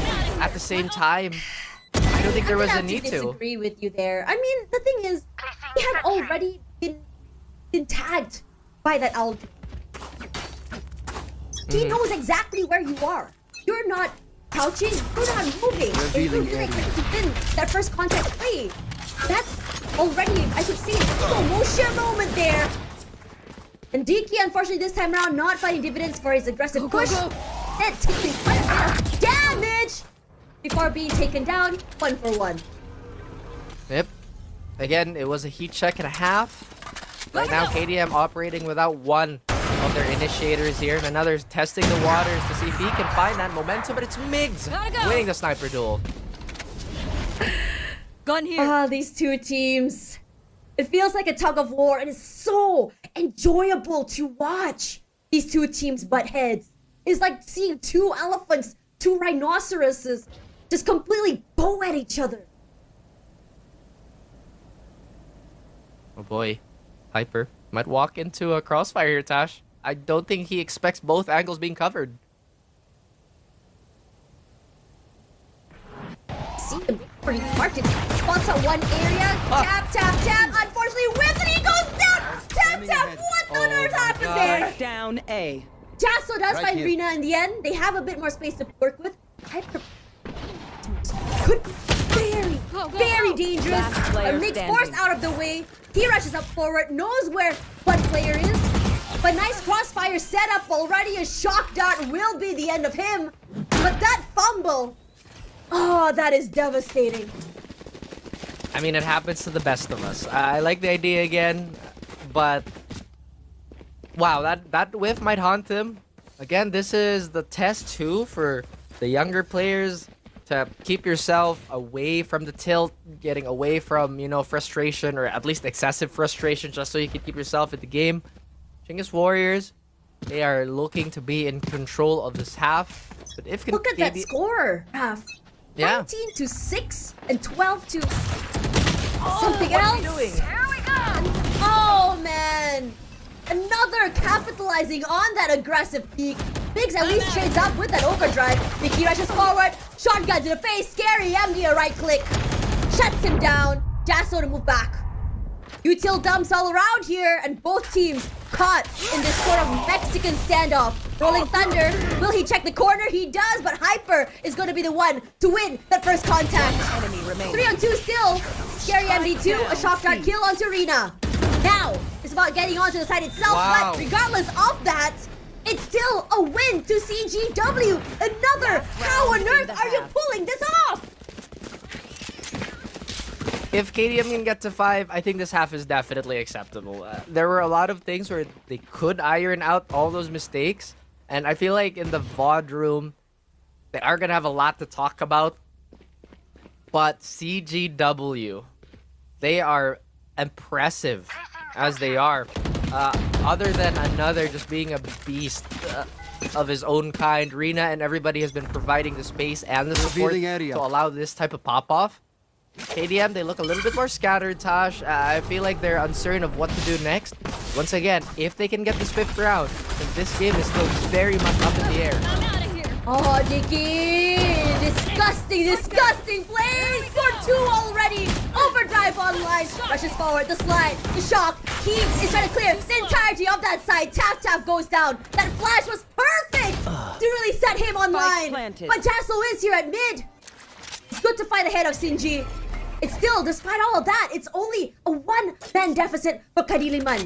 They've pulled miracles before. They've pulled rounds where they weren't supposed to win. Enemy remaining. But another has something to say about it. He tapped heads 1 by 1, sharp as ever. And CGW is running sides. away with the score. Pistol round, pistol round. This is where KDM can find redemption. A bit more difficult now, but we will find out after the halftime break. Welcome back, ladies and gentlemen. It is still Chinggis Warriors versus Kadiliman. Right now, the Warriors are rallying to go for the throat. KDM, meanwhile, they're still struggling to find their footing in this game. And again, the stability has just been a little absent. Once again, my name is Raf, of course, joined by the one and only Tash Bunny. Hola, my friends. Gotta go. That cheek on Nix. Spots out Dicky. Himself away and his silence once again, but he's gonna be playing very the out. Go, go, go. Whoops. Go, go, That go. might be a self-paranoia here that might actually hurt this defense, but Dicky's just way too sharp. One Look at enemy that, remaining. as the other members go down, it's gonna be another following the heels of his teammates. And it's a very interesting start if you think about it. You saw them already taking up the area of garage. Self-paranoia means his teammates are not able to execute on that, and Chinggis Warriors were so quick to take up that space and just deny them from being able to flood onto the site itself. That is very, very unfortunate. I think I test alone too. KDM is not... I feel like they're just not occupying enough space to warrant utility being staggered, because if we notice, there was a paranoia, there was everything else being thrown at them, and right now they're kind of going in a singular wave where it's a little predictable if you're CGW, and right now they're just entertaining this idea where let's just fight, let's just keep fighting. Oh, this battle between these 2 players! Mix Gun wins here. it up in the end, but it's I'm just out still here. This fumble all around. Gonna be a quick change of weapon as well, go, just to go. get a little bit more space. Fast lane as well. Buys them a little bit more time. Hyper sharp onto Jasso. To the back of side. Taps One will be enemy ringing through, remaining. and Diki, disgusting as ever with that judge. Movement diff all around. It is planted for Kyle, but it's gonna be so hard to deal with 3 different guns pointing right at you. So it's gonna be 2 of these rounds safely in CGW's back, and the question now is, can the snowball happen for Kadiliman from this next round streak? That is a question that hopefully will be answered by, KDM here. We're still hoping for them to find a second win, especially in this map, because it does look like CGW are ready to just shut them out. There is a lot of shotguns across the board here, just to maybe occupy those corners yet again. Tash, give KDM a lot of second opinions on trying to crawl up to some of these spaces, but now it still looks like C is the point of interest that they really want to flood onto. Garage seems like a place that they've goes here. not had the best success in. They do have the rifles now, so this could be a potentially different story. They might just want to leverage that range just a little bit more.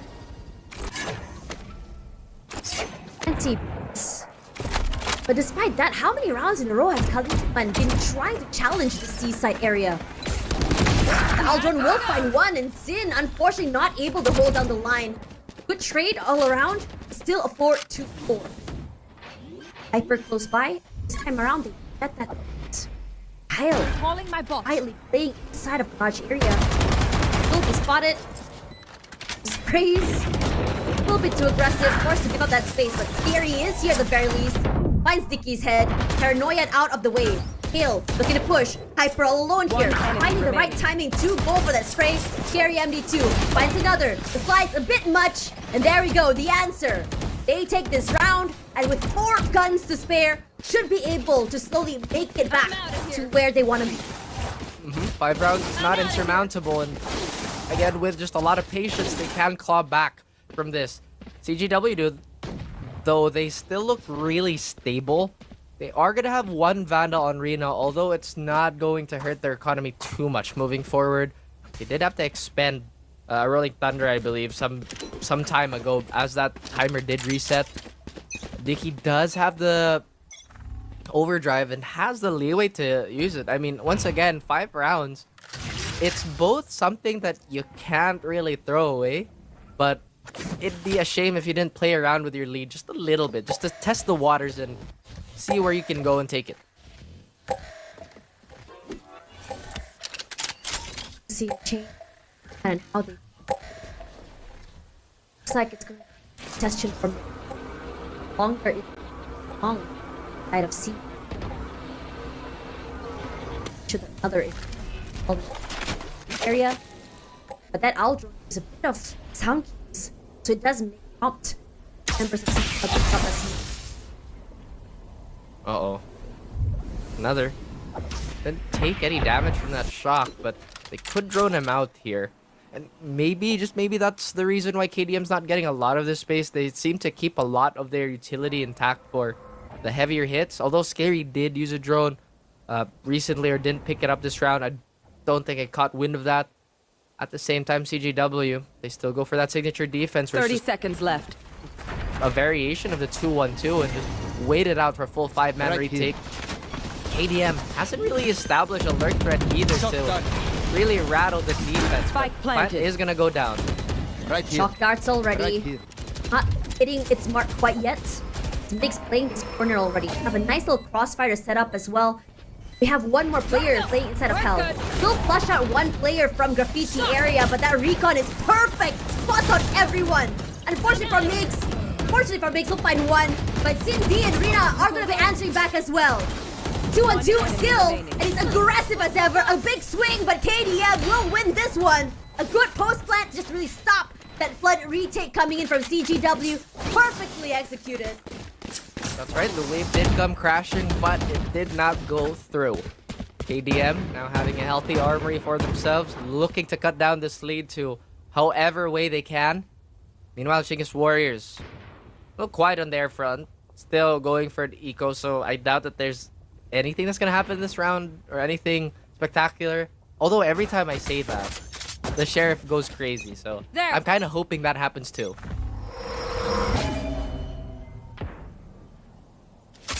Choosing to play a bit more aggressive here, Dicky. I think we've seen many moments where a player just forgets to check those corners, gets to do their due diligence. They get completely obliterated. KDM, they're already suspecting this. They're expecting a push out of C, but Dicky is changing the way he approaches this to a T. Now, we'll inch up forward. The other members will be more toward that mid-side area. Scary MD here. Scanning Let it ahead. rip onto that recon. Not gonna land onto anyone. It's just a matter of whether or not they check for him of the area. That smoke will give a little bit more space for him. And Biggs will win it out.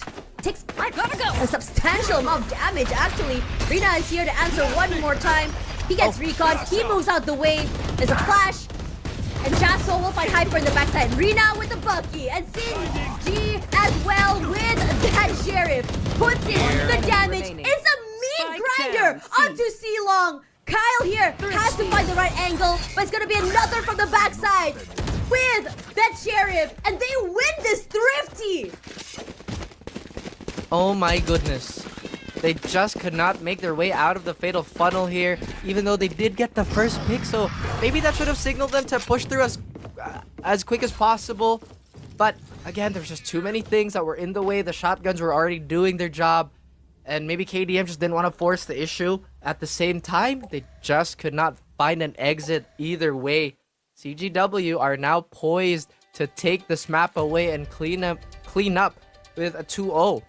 We do have a few choice words here from everybody as they try to communicate and maybe just mull over the problems. Maybe they're going back to the drawing board. And maybe Tash, Yeah. this could be where, you know, the words of wisdom will come into play.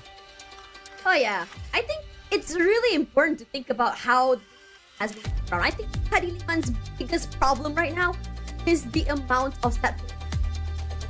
They're lacking a lot of this. It's been a lot of doing the same things over and over, and I understand. It's the lack of tier 1, tier 2 experience. They exposed them to. And these sort of matches, and I will stand on the side of the field. The more these tournaments Kadiliman play and see, the more they will. This is gonna be phenomenal for them. But for now, let's see whether or not their coach has something that they can say they can play off of here. Because honestly, I think KDM's first contact play is pretty good. It's just that mid-round to late round that's the biggest problem for them. There. Again, I really am like, I would apologize to the audience that it does feel like we're bringing up the same problems over and over, but it's really what's been egging on KDM to get stuck in places like this. Also does have a good find here on Beautiful Sin. read. And maybe this is gonna allow for some loose movement on the side of CGW that they Spike could down A. emphasize on. He's looking to fight back. He's taking up that space. He's not looking to move away. Hoping to play very, very aggressive. A rat perhaps another in this corner. Unfortunately not able to land his shots, and Jasso good for one. Beautiful plays with his teammate. And that's how you want to play Spike with planted. your duelist, with your Neon. Move away the crosshair from other people who are not as mobile and just capitalize off of that. But out here, he knows that he's going into that flank. Where can he go? All eyes on him. Kadiliman, a great adaptation here. Denying that space, going straight onto main already itself. Not him any form of rotation. They know where he is. And everyone wants to swing. Jasso a little bit too overzealous there. Will be taken down. Kyle close. Right timing. Give dividends here. Here. But might be the call to save. Last Like the player frags all standing. around. Migs wins it in the end. Unfortunate for that with Kadiliman bearing down, but definitely not out. So again, they're trying to find their way back into this match, and the moment that the CGW's economy is gonna whittle down, it's gonna be that much more realistic. CGW, they're still holding on strong. They're not too far away from that Rolling Thunder. That Hunter's Fury hasn't been bothering KDM too much, so that's not gonna be too much of an issue. Diggy most likely going to rock with that overdrive to maybe use as a supplement to the lack of a weapon. Now KDM finding a stride here, you know. Maybe this is the rhythm that they have to go for. Maybe they have to cut up the map, divide and conquer, and not face CGW head on. Because we've already seen the results so far. If it's a straight up 5v5, it just gets that much more difficult for KDM to muster up anything. Oh. Still deciding where. So, place. Player that's really taken. Never. Other. Now, losing another very early could be fatal. He's out on so much smokes. Marking for a second. Hasn't moved a single muscle at all. Timing has to be right. Damn, 2 members already ahead of Garage. It's already been out. Smokes are there, another to win out against Gary and 2. Information taken out here. And immediately just going to from the shadows away from the area, all the way to a safer place. Hyper skedaddling out of there, but Migs walks straight into another crosshair. In the backside here, Dicky will go down here to Jasso. But he takes a substantial amount of damage. No, he doesn't actually. Pretty much healthy. But the other members of 30 Kadiliman had seconds already left. gone down. It's all just skirmishes and fights all throughout the map. And Kadiliman are not able to win out these battles. I really like that play there. It was really smart for him to just go back and, you know, use himself as an anchor. I was wondering if there's going to be a duel between Jasso and Chinggis. And indeed, that is going to be an unfortunate whip.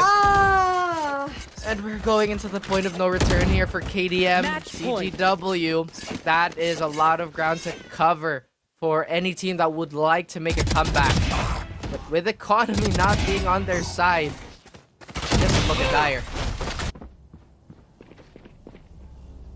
had a wide swing to a crouch. Talk about movement! Okay, that goes there. Yes, this should do. Oh, this goes here. Alright, KDM, what do you have left in the tank here?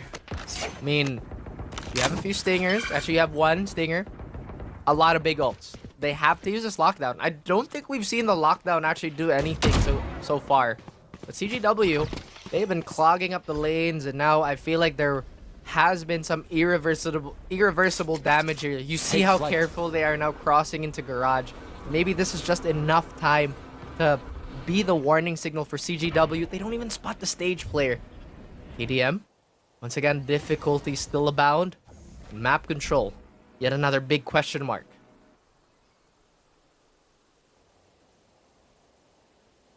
Your eyes onto sewers. Icky. Ever patient as check the problem. He's gonna find one here. Oh, talk about Jing. You should run.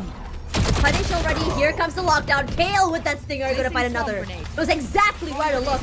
A CGW forced out of the site already. They can't break the utility. They have to. 30 They have to seconds play left. this till Hyper choosing to position himself onto Evan. Oh boy. Planted. And already. Stun. Gun. As well.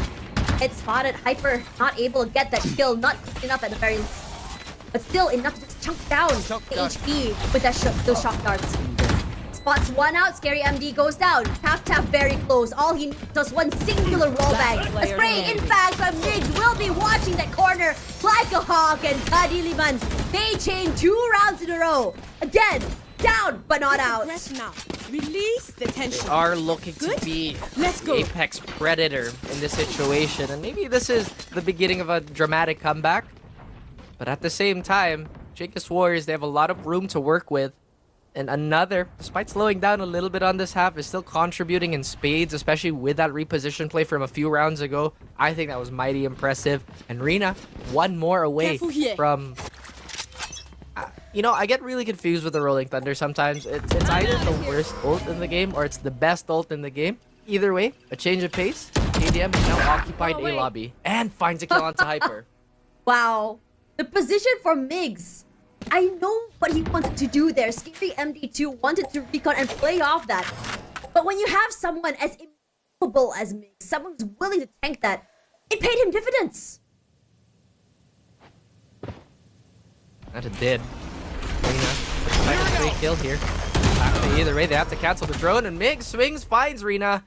And CGW losing 2 members to an almost perfect start for KDM.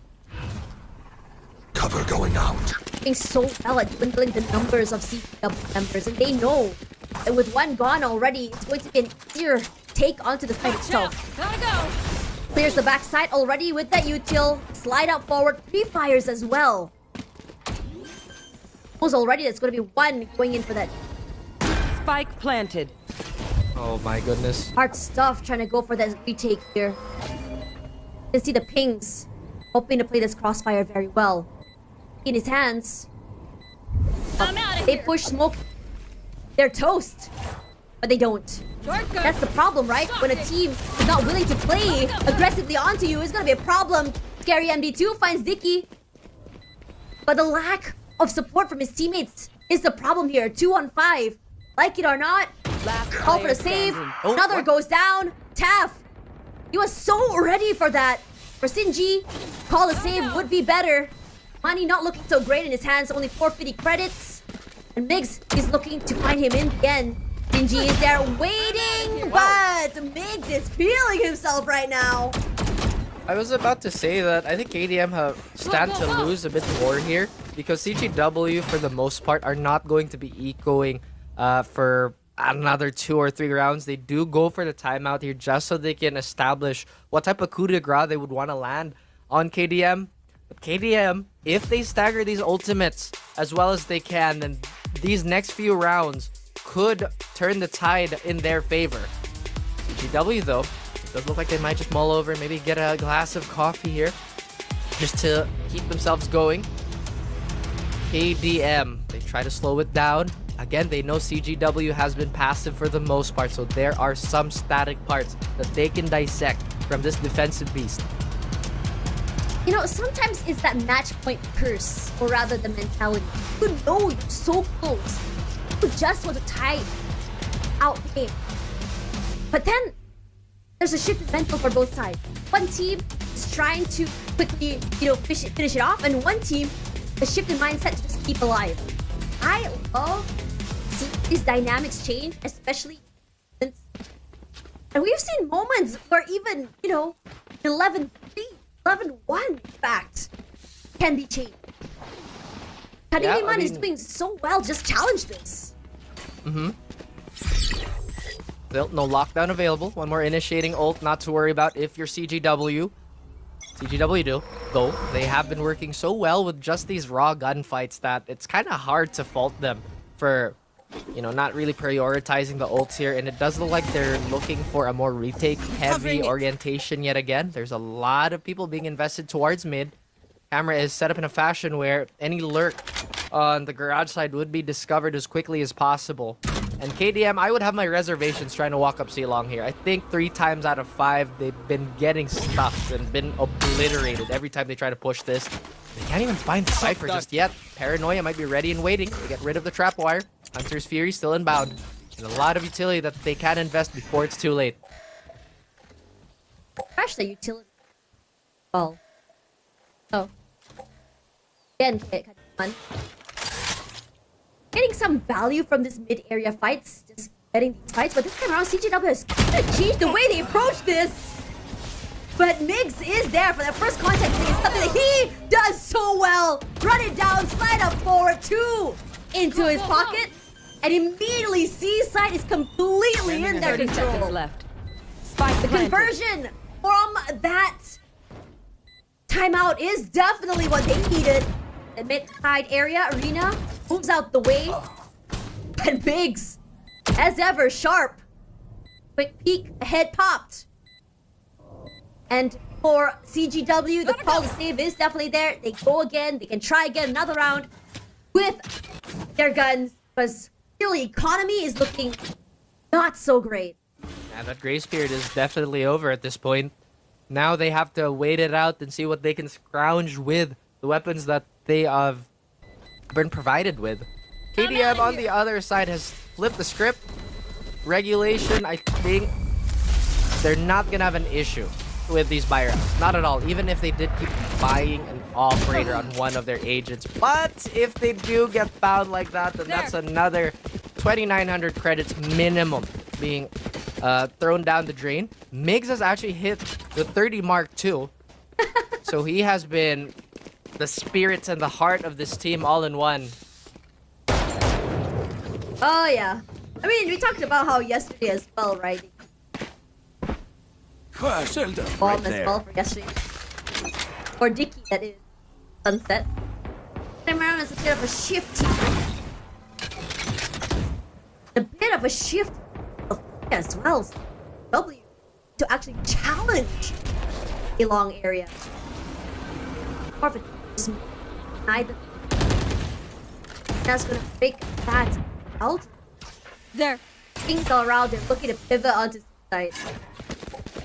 Well, either way, they pulled a lot of attention here. Not sure if they did cut noise just outside of range of Dicky, but now did find MGLZ again, so that's the tip of the spear being blunted here. Sin can't get that Neural Theft off. Another dodges the Hunter's Fury, but this C-side is going to be in a lot of trouble for a moment. He bought a lot of time, despite his utility not there. He popped ahead and even pulled out a Hunter's Fury, and that's massive. Another is already there. Smoked down already, just a little bit more aggressive with that corner. But all eyes still on A side. They're not buying that bluff. 30 seconds left. They're definitely not. Hopefully they don't fold in this situation, but if they don't check themselves, this could be a disaster for KDM. Arena answers back. He has his own. He's waiting. The plant. Oh my God, Dicky! Play the corner very well. He goes for 2. Kale finds it in the 10 seconds end. left. 10 seconds to go. Not a lot of time to work with. Tail from the bottom side, fighting for his life. But he still might not get it. And Hyper with 2 taps in his head. Chinggis Warriors go from an 0-2 yesterday to an 0-2 today. Excuse me. Explosive this team is, but it's still very, very close on both ends. Oh yeah. But as much as I would want to say it was competitive, there was just so many fumbles KDM could have built upon. But another was going absolutely crazy in that first half and well into the second half too. MGLZ, as great as he's been, it just was not enough to push them over the hill. One enemy remaining. Honestly, in this situation, CGW looked so much better even in rounds where they had lesser buys. And the first contact play, as you mentioned before, looked phenomenal, especially for another. It's not Dicky has been the first contact, it's been another. As a smoke player, you want him to survive a while longer, but when you're that confident in your gameplay, when you're that confident with your aim, does it really matter if you go aggressive, because you are going to be there for your teammates. Exactly, it is still very much a game about teamwork, but sometimes you need the superstars to come out. We did see a lot of pieces of what might be. That was, I would say, a really, really good series so far for Chinggis Warriors. They can keep themselves afloat, albeit the round differential is going to be a bit of a problem. At the same time, they are still very, very happy to take the series dub over KDM. Yesterday was not the day that they were hoping to come up super online, but today they look really good. Sinji coming online. It took a while for them, in my opinion, to really warm up, especially in that first half of Sunset. But on this map, you can tell they're just riding that wave. They have good discipline. They're very, very patient. Yeah, Kadiliman had those rounds where they can go a little bit more aggressive, but Kadiliman relies so much on Mix to just really go ham on his slides on that neon. That is not something that you can rely on. It's so one-dimensional. A CGW just looks better, and that's the experience coming through for how much this has played on a bigger league. That is true. I mean, CGW do have the more tenured core, especially on the big stage, and we really saw that in just the lack of stamina for KDM. Once again, the set plays are great. I love the coordination of some of these hits, but protocol, where is it? How do we establish a system? But this is exactly why you need the XP for tournaments, so you just have to keep on playing. I am very excited to see how they could develop in the future, though, if they continue to develop a playstyle of their own. Very fun to see it. And of course, MVP goes to another. And at the are we surprised? He saw a pickoff from C Long from the shadows and straight onto A, where he got another pickoff onto A. It's very rare to see something like that happen. But this guy managed to pull it off. And as an as well, his teammates have given him so much space to so much, I would say, distractions as well. Just don't really realize where this omen is going to appear from. And that's exactly, I would say, the essence of how an omen should be. That's as well of seeing flex players from a duelist to a smoke. We saw that from Dicky, saw that from another as well.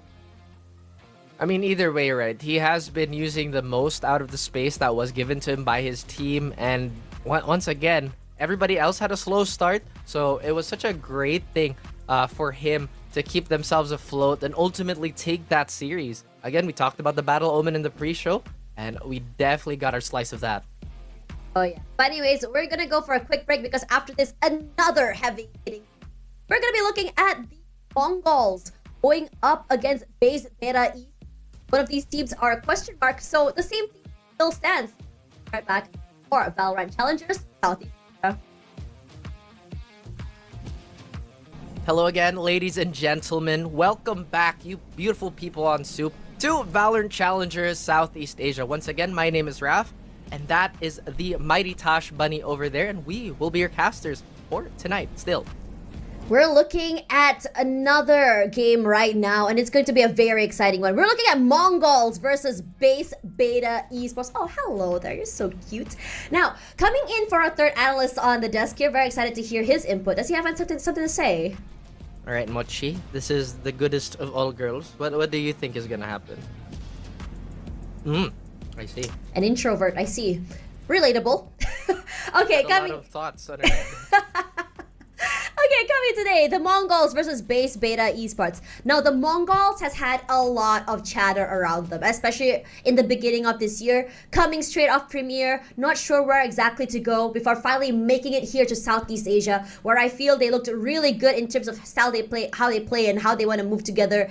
And they are a team that's just been dominating in Mongolia. They have played MVT 1, 2, 3. They look amazing coming into this one. And one of the best parts about this team is that this team, alongside Chinggis Warriors, the players have been moving around between each other. So you can call them potentially, sister or brother teams at one point, while they are rivals, but they are also players that potentially know each other very, very well. That is true. So if ever they do hit a head-to-head, it is going to be a matchup that they're both very familiar with. And talk about the MongolZ, you did mention they have been successful in multiple parts of our circuit. I think they competed in the Japanese circuit as well, and then they competed in some of the South Asian tournaments, if I'm not mistaken, Tash. They have dominated every single tournament that they have played, including against their fellow region mates. Now, the MongolZ, they're probably the most organized team we have so far. And we talked about why. It's just because this team, this org, has been a juggernaut for so long. Yeah, they are a juggernaut for so long. Now, a bit of lore here for the MongolZ.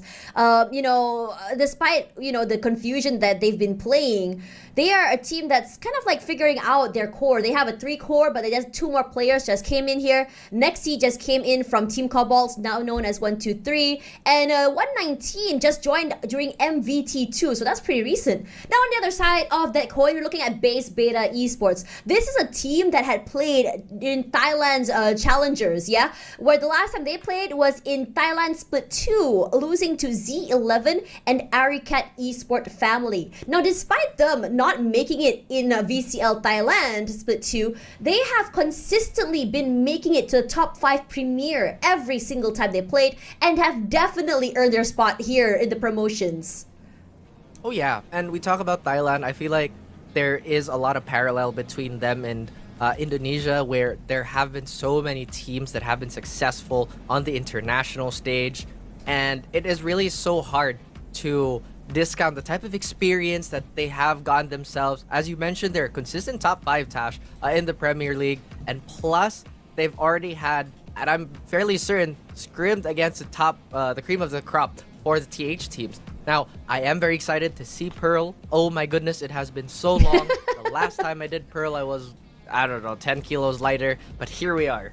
You know what's really exciting about both these teams? Now, despite the fact that, that MongolZ have quite a track record in their name for their games, the only map that are in this one have recorded games, is Sunset. The last time they played is 3 times, and they won against Trinity, or now known as Chinggis Warriors, over in the upper semifinals of MVT3. Now, the rest are all question marks here, and honestly, I'm not surprised. Again, these matches for Premier are rarely, if not ever, recorded on VLR. So despite the MongolZ having so many VODs out there, known as, one of the bigger and more, organized teams, we have just as much question marks about them than we do about Base Beta Esports. Now, for Base Beta Esports, their VLR is even more empty. There's only 1 game recorded from them, which is on Split, where they didn't even win. And this is against Z11 in the upper round of 16 promotions of Challengers Thailand.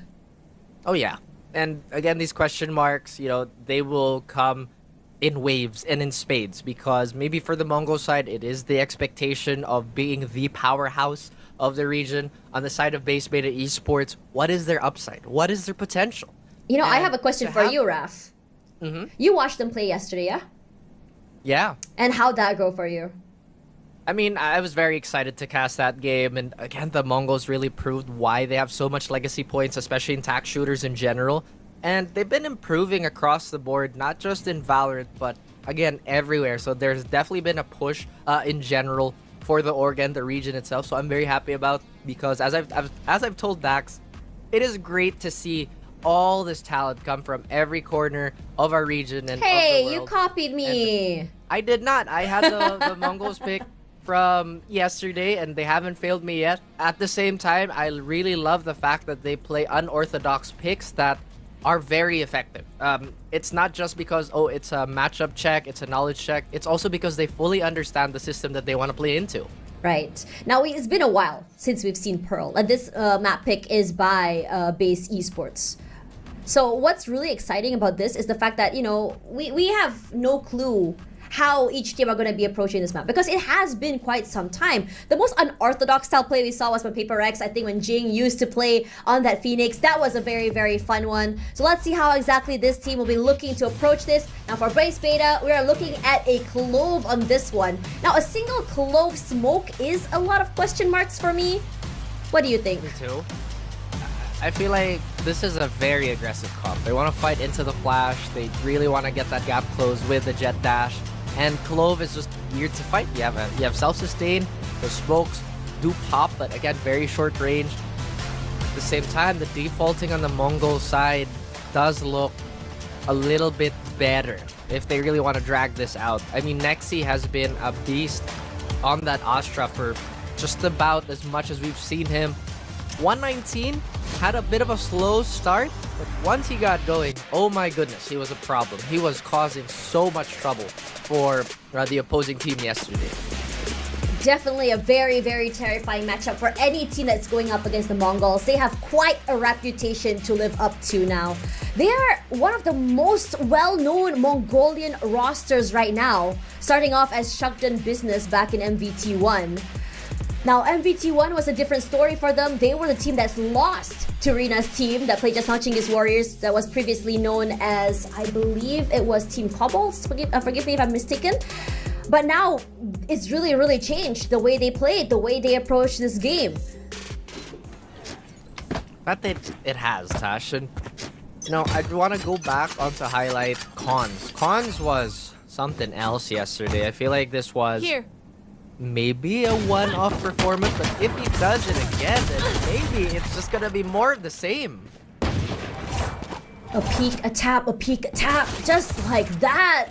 The sky is blue, he's not done quite yet.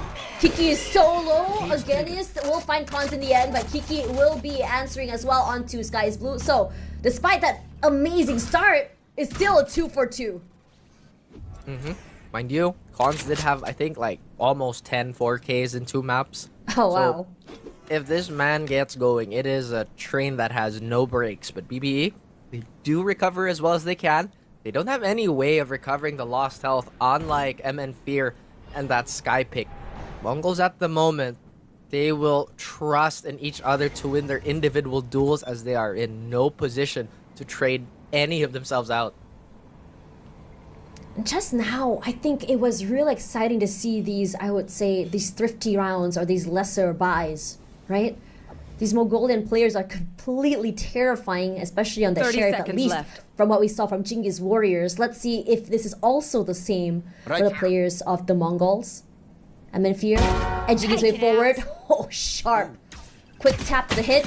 Does it again. Sprays all around here. Quickly down the HP, but Nexi is there to at least go for the trade. Safety done, and time not on their side, and also is the HP. And MN Fear is the one to really go eyes on him this round as well. MN Fear, Like us. he was known as one of the most feared Sovas in that region. But now, he's sort of, I would say, spreading his wings onto other agents, and I'm loving the fact that it's a Sky here. Droning. I don't know why I said that. But anyway, going back on copying homework. Tash, I might have to inform you that your picks of today were my picks of yesterday. Oh, wow. It's completely mirrored, yeah. But, you know, I gotta show KDM some love. Again, I was just really excited what they could bring to the I table. mean, there were Hopefully question marks. I don't blame you at all. We gotta support the players who are relatively unknown, and they played very well. But man, Chinggis Warriors, they did so much. Now Mongols, they look to do the same. Get more success for their region. BBE, obviously not going to let that happen without any resistance, right? No, obviously not. He rolls forward here, but 3 guns to his face means death. And MN Fear possibly had the fear of his life right there as they peeked one by one. Now Link area full control of BBE, but it's still going to be a problem again to the side set. Full control of the area, don't have to worry about the utility as well, and they know exactly where 119 is. 119, top player for the team in Mongolia, only good for one. His Sky Blue is here with those judges. Cons there to quickly trade. And this is slowly becoming more costly for the Mongols. As Khan's here on the top side of the area, hoping that one of the members 30 of seconds left. BBE would just peek him. Not happening. His teammate close, just waiting for that plant sound clue. The thing that we talked about yesterday was how patient One enemy players can be. remains. And again, Khan's just finding that extra kill that I feel like should signal the end of the round, unless against is 10 going to seconds pull off left. something crazy. Although I doubt it, Tash. Can't do much here. Two players, one high, he taps one. TP's up forward. Okay. Swaps his gun. Oh my god, he might be able to pull off a miracle here. But he knows that time not on his side, and Khan's saying, that's alright. Taking it forward, but Khan's wins it in the end. Again, very costly round, but still enough for BBE. Indeed. I mean, what did they buy up on the 3 round? I think they only got a few upgrades on the pistols and The sheriffs. 119 going for just the ghost buy. Maybe they're trying to rush the op here on one of their players. I feel like that's very viable here. On this bonus though, we are going to see Nexi think about getting that Vandal, but they are going to treat this like a heavy bonus. Just sheriffs abound, so BBE should be able to convert on this round, but Cons, this unexpected push could spell doom for some of the peekers. Oh, Cage that triggered. Cam spots out everything from Link all the way to Long. He moves out the way. A lot of pressure as well onto the screen, so anyone were to push out, they might be going down here. It's a huge gun deficit for the Mongols. But we've seen them do so much value with these sheriffs. Taps to the head. I really like how dynamic Pearl can be. I mean, there's a lot of speeds being shown, and I think at the time it was considered one of the slowest maps in the game, but Neon showing her head in the meta, and especially with the aggressive agents being added over time, maybe this is going to change. Maybe we are going to be singing a different tune, but for now, it is safety first for everybody. I got the spike. Too many question marks on that Spike site. dropped. Where is the Cypher holding? Where are the utilities? Quick to read, everyone rotating off that site. It's a race to see who reaches where first. 30 seconds left. And it's going to be the Mongols. Still have 119 playing to a link area. If anyone were to be lurking, a flash onto the site itself. Kiki will be caught at least by the utility, but Surge is there to find one. Fear and Cons, one each, sharp as ever. The shock to come dear. through. He spots one out. 10 The seconds Earth is left. there. MN Fear puts a lot of damage onto the players. Just the right opportune corner and area to go for those pickoffs. Cons taking time. Spots one out. TP to the backside. His teammate is there. But there's still two more players to worry about. MN Fear still winning it! And has a Vandal in hand. He wins it in the end. Doesn't even need his teammate for cover. Oh my goodness, once again, it's just so hard to count out Mongols. I mean, they're just so clean and so organized that they never really go into fights without a trade potential, despite having a somewhat messy start. BBE showing their fangs. They are going to have a few rifles for them, but the fact that they did lose that round is going to sting. And, you know, just to add to it, this is normally a very attacker-sided map. The rotations, that despite being really long, are so safe unless a defender has to overextend, has to really shell out that type of investment. But still, Cons will not let this outlaw go. He knows this is still as lethal as ever.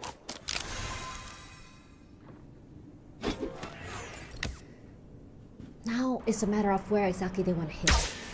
They go toward mid, they get found out by the utility. MongolZ is doing so well at commanding the spaces they have. Individual brilliance also helps, definitely. This is one of them. Sky is blue going more aggressive from this corner, and then Fear is here, but they trade back. 119 is there to at least bandage the situation. The 2-4-3, all in MongolZ's favor.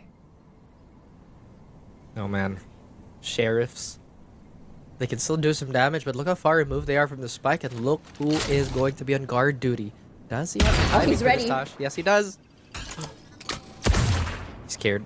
Breaks Doesn't have the anti-flank available. No. Everyone Ah, man, the upgrade as well. Timing! Beautifully done. An ACM will be happy to bring that spike over straight to the A site. And despite all that ruckus, it's still a 2-on-2. 30 seconds Mongols. left. Cam, by some time, it gets broken. He's gonna be challenging this cage. Cage triggered. Has to be careful. There is that one more trip there to worry about. They planted. break it. Puts a little bit of a wormhole on the site itself. But that Aldrin will be the one to spot out Noad 19. They break it. They know where he is. Tags one more. Forced off the site. Have it planted to their area. It'll be a hard retake. Just moving back and forth. Dwindling around all of that. Guns, but that peak spelled doom, unfortunately, for BBE. Oh, they should have been more patient. Again, BBE is not even playing this badly, right? It's just Mongols have just that slight advantage on prioritizing the target.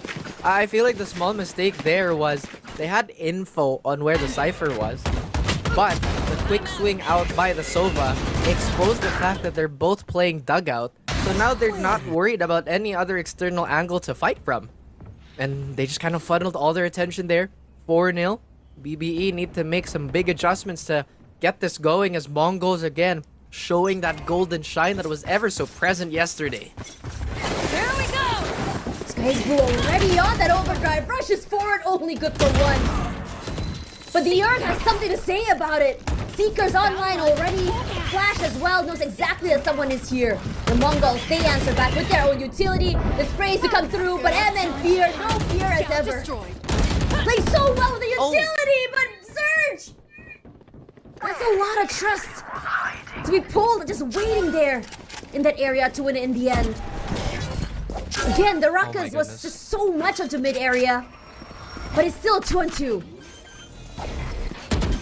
Oh, that did deny the plant though, Tosh, so this is still going to burn a lot of time here. Look at the paranoia planted. sinking in on BBE. They're not sure where to fight first or who to prioritize. But the fact that Nexi doesn't have any stars is going to make this a little bit easier. So all they have to do now is to stagger this utility as well as they Last can. player standing. Nexi is going to be very happy with the pickup onto against, but C19 as well onto ACM. They have the utility, they had the sight, but the post plans have just not been in their favor. A bit too rushed.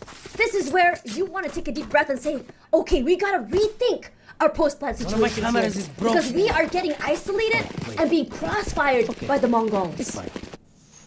I feel like a timeout should have been in play 2 rounds ago, but Sky is Blue, despite being unsupported, still does get his 1. Now, normally, I would say 1 for 1 is usually a big benefit towards the attacking side, and I'm glad that they go for the timeout. This is exactly why they have to reconsolidate all their options. I mean, they've been playing slow, they've been trying to slice away at the map, and they have been doing a good job at that. Now, the real problem lies in the post plant, because all of these fights and all these rounds lost was off the back of a really strong retake and a really refined trading system that Mongols have been showing since yesterday. Yeah, the Mongols. You know, we talked about how those early fights happened, and it looks so much in BBE's favor. And then suddenly it's a 3-on-2 or a 2-on-2. They have the full sight. But the Mongols are just, they excel at these structured kind of plays, playing off each other, playing off the information. You don't necessarily have to rely on each other either, because each one of these players are very, very talented. They are one of the scariest players. We talked about MN Fear, about being one of the most terrifying Sovas, and how he plays off his util. And it seems like he's really kind of refined it to change how he plays off these Sky utilities as well. He's 8-3 right now. Again, he knows what type of situations he wants to put his team on, and maybe himself. That's why he's been so efficient, Tosh. The Mongols, they go for that same configuration. Now on paper, you would think this would be not the greatest of positions to be in because you could easily be flooded. But at the same time, I feel like they've knocked the confidence down of BBE.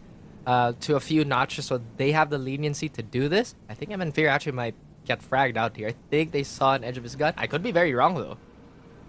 Very patient. They're waiting. They spot one out here, and Surge will be the one to find him in the end. Good first contact. Just exploding straight onto the site. Full control of mid area as well. You saw the erratic pace coming in from BBE just now, but how much control of the area they want.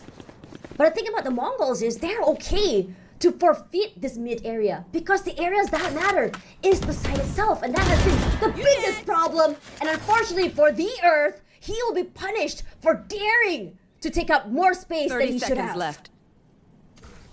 Meteor came crashing down, and it did plummet onto the destruction of the Earth. Drop in a At the same time, one thing that I really admire about how the Mongols play is that it never really feels like they're in a numbers deficit, despite it being a 5v4. It's always so cohesive and a really coherent play. 10 but it does seconds look like this plant is going to go down.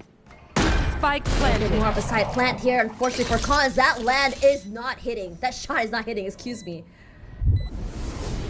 What's going Waiting out on? his smokes. Sky already marking one corner of halls. Just to see if anyone was Gotta go. there. Shotgun. A BBE, they're just gonna be waiting for that utility. Straight onto the side, 119 onto Surge. Spots one in that corner. Waits that space.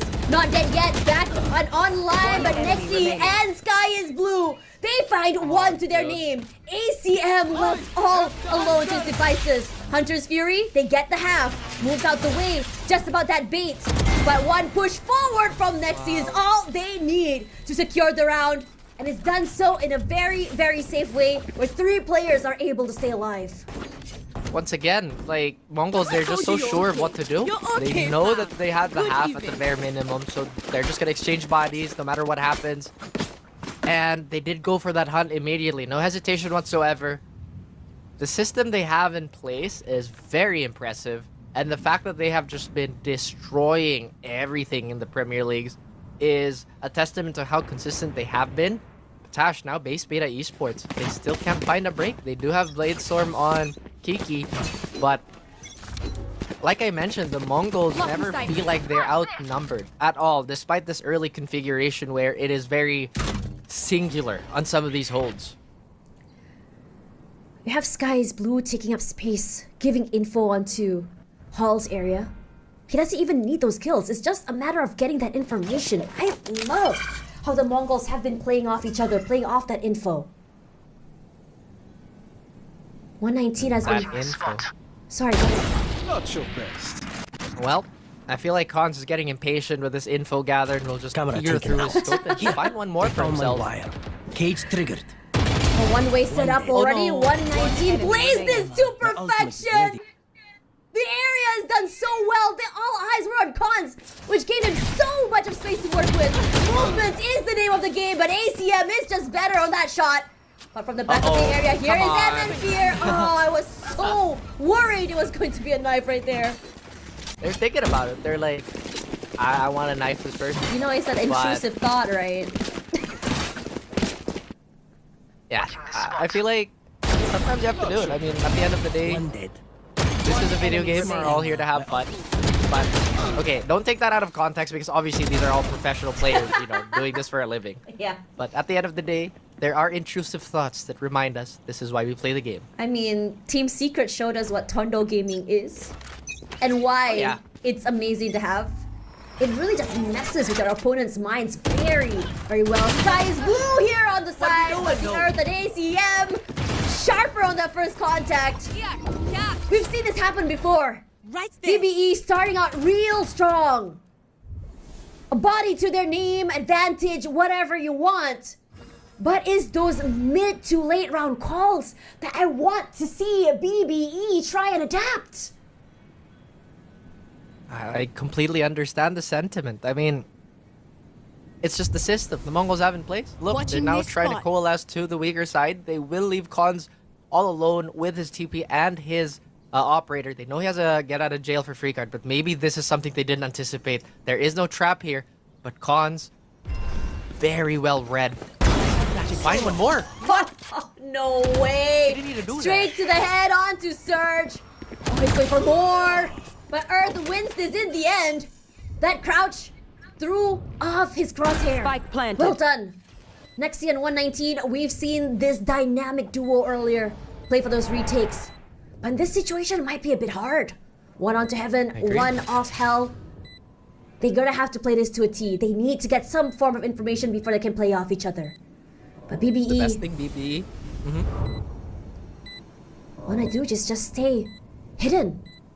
Where is everyone Well, hiding? theft. We'll give them exactly what they need.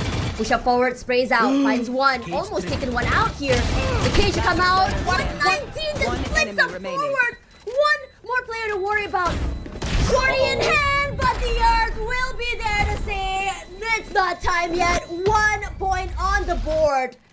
And 7 is all you get.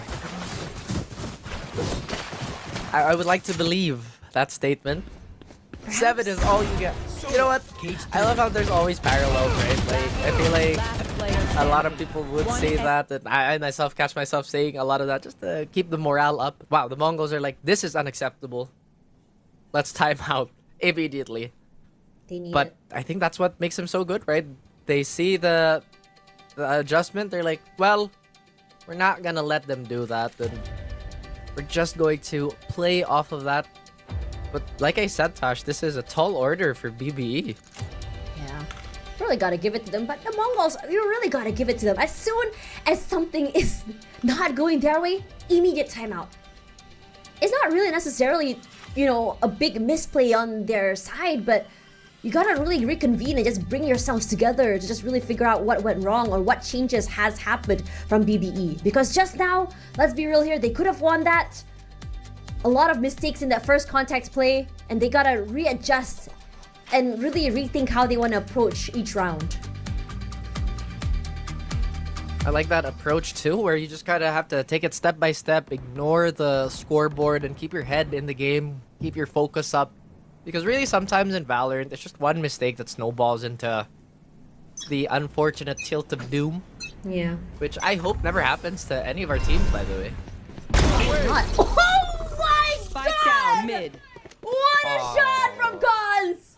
Quick on that first contact, even getting a call at. Oh, that must have been a pain for BBE to deal with. With one more at the very bottom side, at least. Gonna dwindle down the numbers just a tad bit with Nexi going down. But BBE has been playing this mid-side area for so long. They want to take these fights onto mid. They want to fight for Link. But for Mongols, that's never been an area for contestation for them. Camera taken out. They could find a timing here. Look, but again, what is that perfect timing? That's crazy. That's actually crazy. So well Sky's read. blue though. Gotta go. Perhaps getting a little bit more impatient knowing that they're playing toward mid-side here. Just really showing their presence onto mid area. And with no one there, it gives sort of like a process of elimination, right? Finding out where potentially going to be headed to, and Cons already doing so much damage! And that's almost every single member taken out by Cons. From mid all the way to B long. And I feel like it's stuff like that where it's so hard to teach because you have to develop a sense and a feel for the game that, quite frankly, only really comes when you have, you know, 1,000+ reps and just the experience to back it up. And once again, that was just immaculate timing. I feel like if I was a base beta esports, that would be incredibly like frustrating to play against. But now they have to try and get as much value out of this Euro Vandal on the side of Earth. It is one away from the Seekers, so I wouldn't be surprised if they would just pocket that for the next buy round. But either way, the Mongols still very much under early round present. And well, again, Sky is blue, picking it off. Eyes are down. They see the horde of BBE out on their doorsteps. One down, and then Fear goes down. Good trade. We're gonna see 119 here playing this corner. He has the util, he has the timing. Go, go, Player that is top 10 in MVT Split 3. Not down and out yet. He's shown his impact in this map. It's gonna be hard. BBE hoping for that push, but you really gotta give it to Sky is Blue. It's timing for the push. Very, very sneaky. Peeks from the side, takes quite a substantial amount of damage. A 119 tap for the head. Only good for one, unfortunately. But the Earth, you can tell how much he wants this. The impact maker, 4 already, potentially an ace. Is all about just finding Nexi. 30 seconds left. And Nexi moves his way Spike toward the planted. waterworks. Might potentially be coming in from the backside. 1 versus 2. Again. Not impossible. The Earth is low. ACM, very healthy. But with a Hunter's Fury to work with, it might be hard. Well, that should be essentially how they close this out, but good thing for BBE, they need the bare bones of what they have and just win it out with a gunfight. The Earth also surviving by the skin of his teeth, albeit with a gigantic investment with the Seekers. At the same time, they only really light bot into that round, so all's well, ends well, I suppose. The BBE, they need to take these next few rounds just to make this competitive because the Mongols still outright running away with this one. I mean, if you look at it, most of these This is rounds gonna have be been fun. the Earth dragging his teammates, yelling and crying toward the end of the finish line every single round. He's 13 and 8. The kill distributions are just not there. Kiki goes down. Sky is blue once again, doing what he does best. Take up space mid. Take a pick off. A jump peek forward. Knows exactly where the Earth is. And they move out the way. They love these style plays. Man, I love how they're staggering this too because normally teams would either hyper-focus on mid or just let it go completely. But the fact that the Mongols are always showing presence is putting BBE in such a loop that they're not confident in taking some of these parts of the map and they're just second-guessing a lot. It doesn't look like they're gonna set up this flash, but wow. Again, No Chamber, peeking. God bless the teleport out. I have no words. I mean, there's also that, you know, that buff onto his TP as well, which gives him so much more space to work with. Sky is blue playing this corner. MN Fear has been caught out, but he can use him as bait. All eyes on him, and he swings out! Pure display of teamwork and chemistry. ACM once again finds himself alone in this corner. Spike And down what can B. 30 again is seconds left. due? Playing all the side onto Link. All those footsteps for Sky's Blue. Does he know there's two staring at him? No, he doesn't. And this time around, Sky's Blue answer back with his own 4K. Last round before the Guys, switch. Blue's turning it up. But the Sky is Blue No. though, right? Yes. Gotta go. I don't. You know what? I have been waiting for a moment to insert a new Radicals reference, but I feel like the audience is too young for that. Careful, Like, don't unfortunately, dox right? your age, brother. I mean, I'm still young. Definitely younger than Asteroid. What an old dude. Wow. Anyway, going back into the game. One more round, a lot of utility here. And like you mentioned, Tash, BBE have just been outmaneuvered. I don't think they expect this at all, too. They could blind a few players, but this brawl...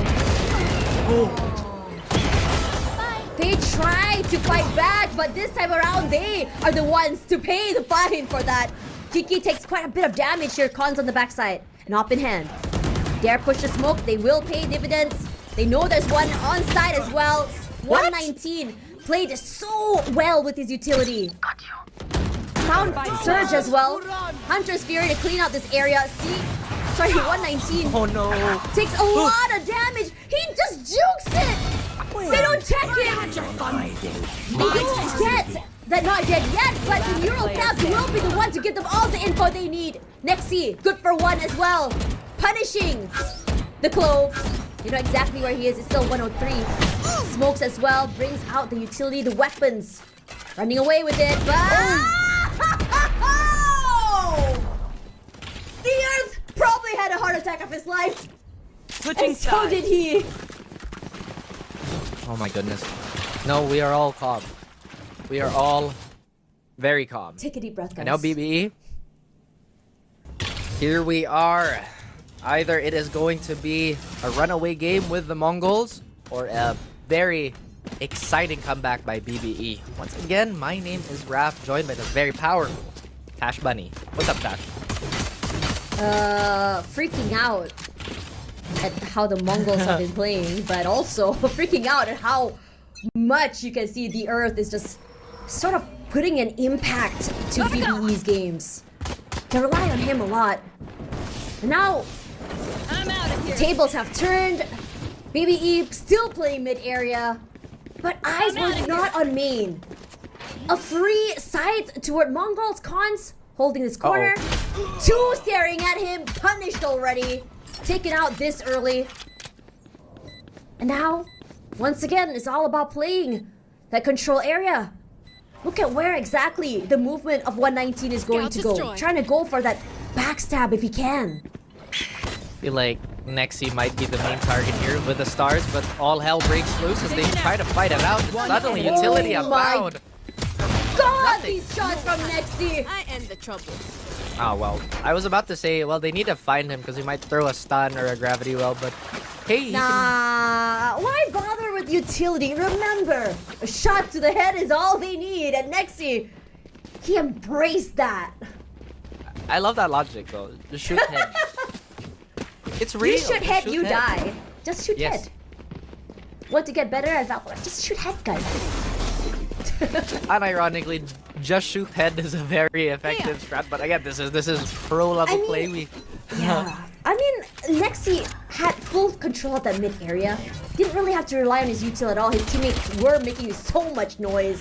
And now eyes onto mid side here. Playing with the cage here is ACM.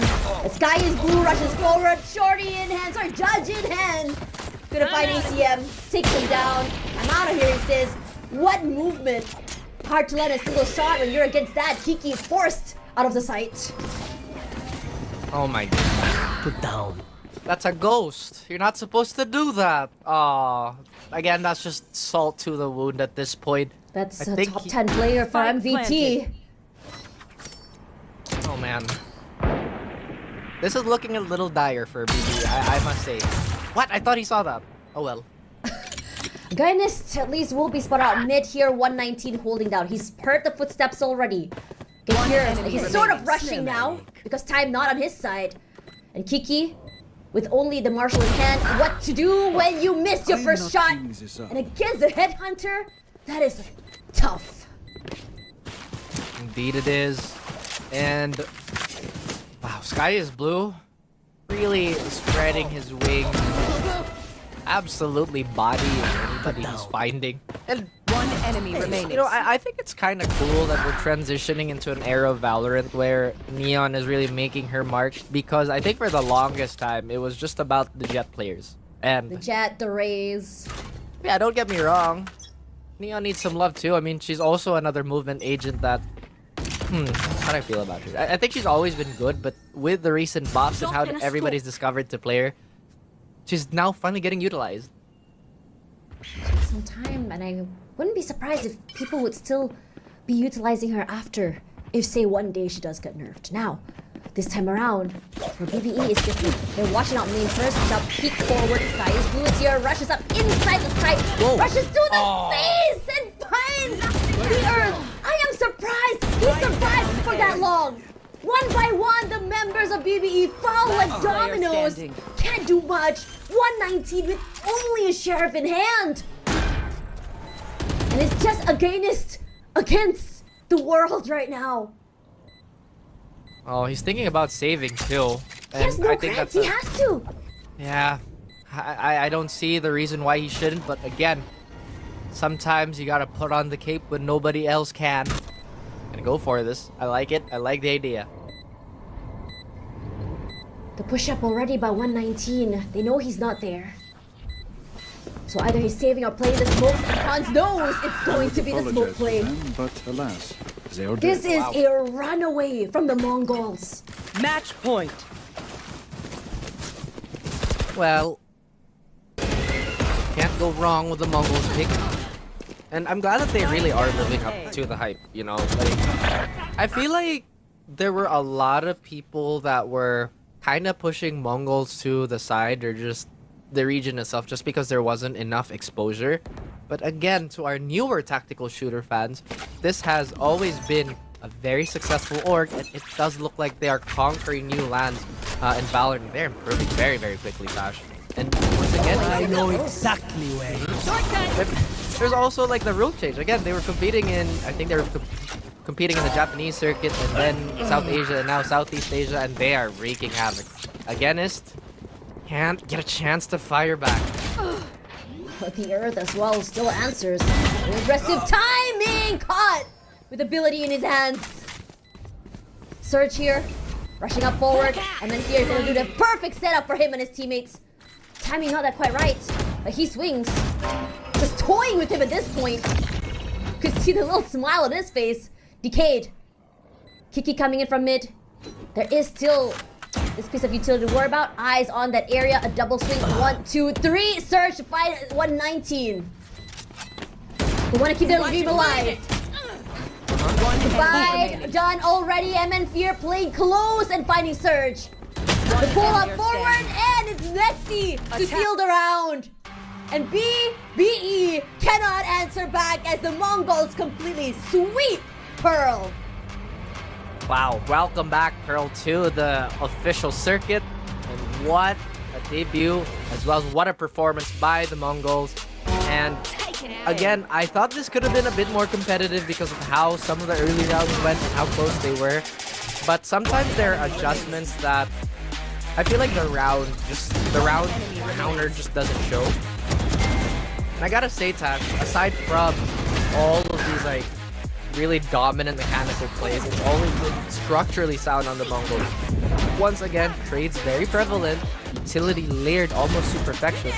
And very rarely do we actually see an overextension. One day.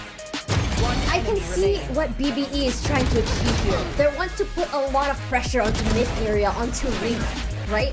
But the Mongols understand that Link area, okay, cool. You can have that area, but you still have to get onto the site itself. And understanding this had given them a lot of dividends. They have really broken up this map like puzzle pieces. They have really tried to challenge and make sure they can hold on to any area they hold on to, especially the areas that mean the most. You really gotta give it to them. 119 living out to the hype, why he's a top 10 player from MVT. And of course, the Earth are trying to drag his teammates forward. It must be completely devastating for him to go down this way, especially on their map pick. But the question now is whether or not they can really challenge the Mongols onto the next map, which is Bind. Man, I'm really curious how they're gonna play that out too, because if there were parallels on how CGW was playing and how Mongols would approach Bind, it was a battle of heart, you know? Like, we've already established that there's going to be a lot of stamina. Now, on BBE side, they can't get shaken like this despite an opening map that's been so dominant. They have to reel themselves and center themselves and just get ready for the rest of the series. Yeah. This situation is going to be MVP, at least for the top side, or the highest frag, excuse me. It's going to be 119. Now, for this particular one, 119 played this very well in a way that how he establishes dominance is just either on a site or he would just sort of like play push and pull with his teammates here.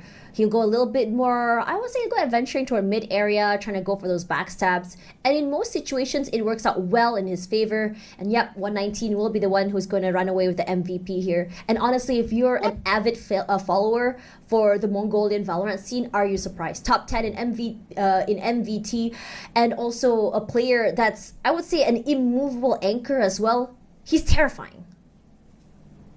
Well, oh my goodness, that's a really ridiculous stat line. I mean, you have 100% participation in kills plus a 47% headshot rate. He's everywhere on the map. How? Yeah, exactly. It's such a nightmare to deal with. And again, guys, you know, these are top level players.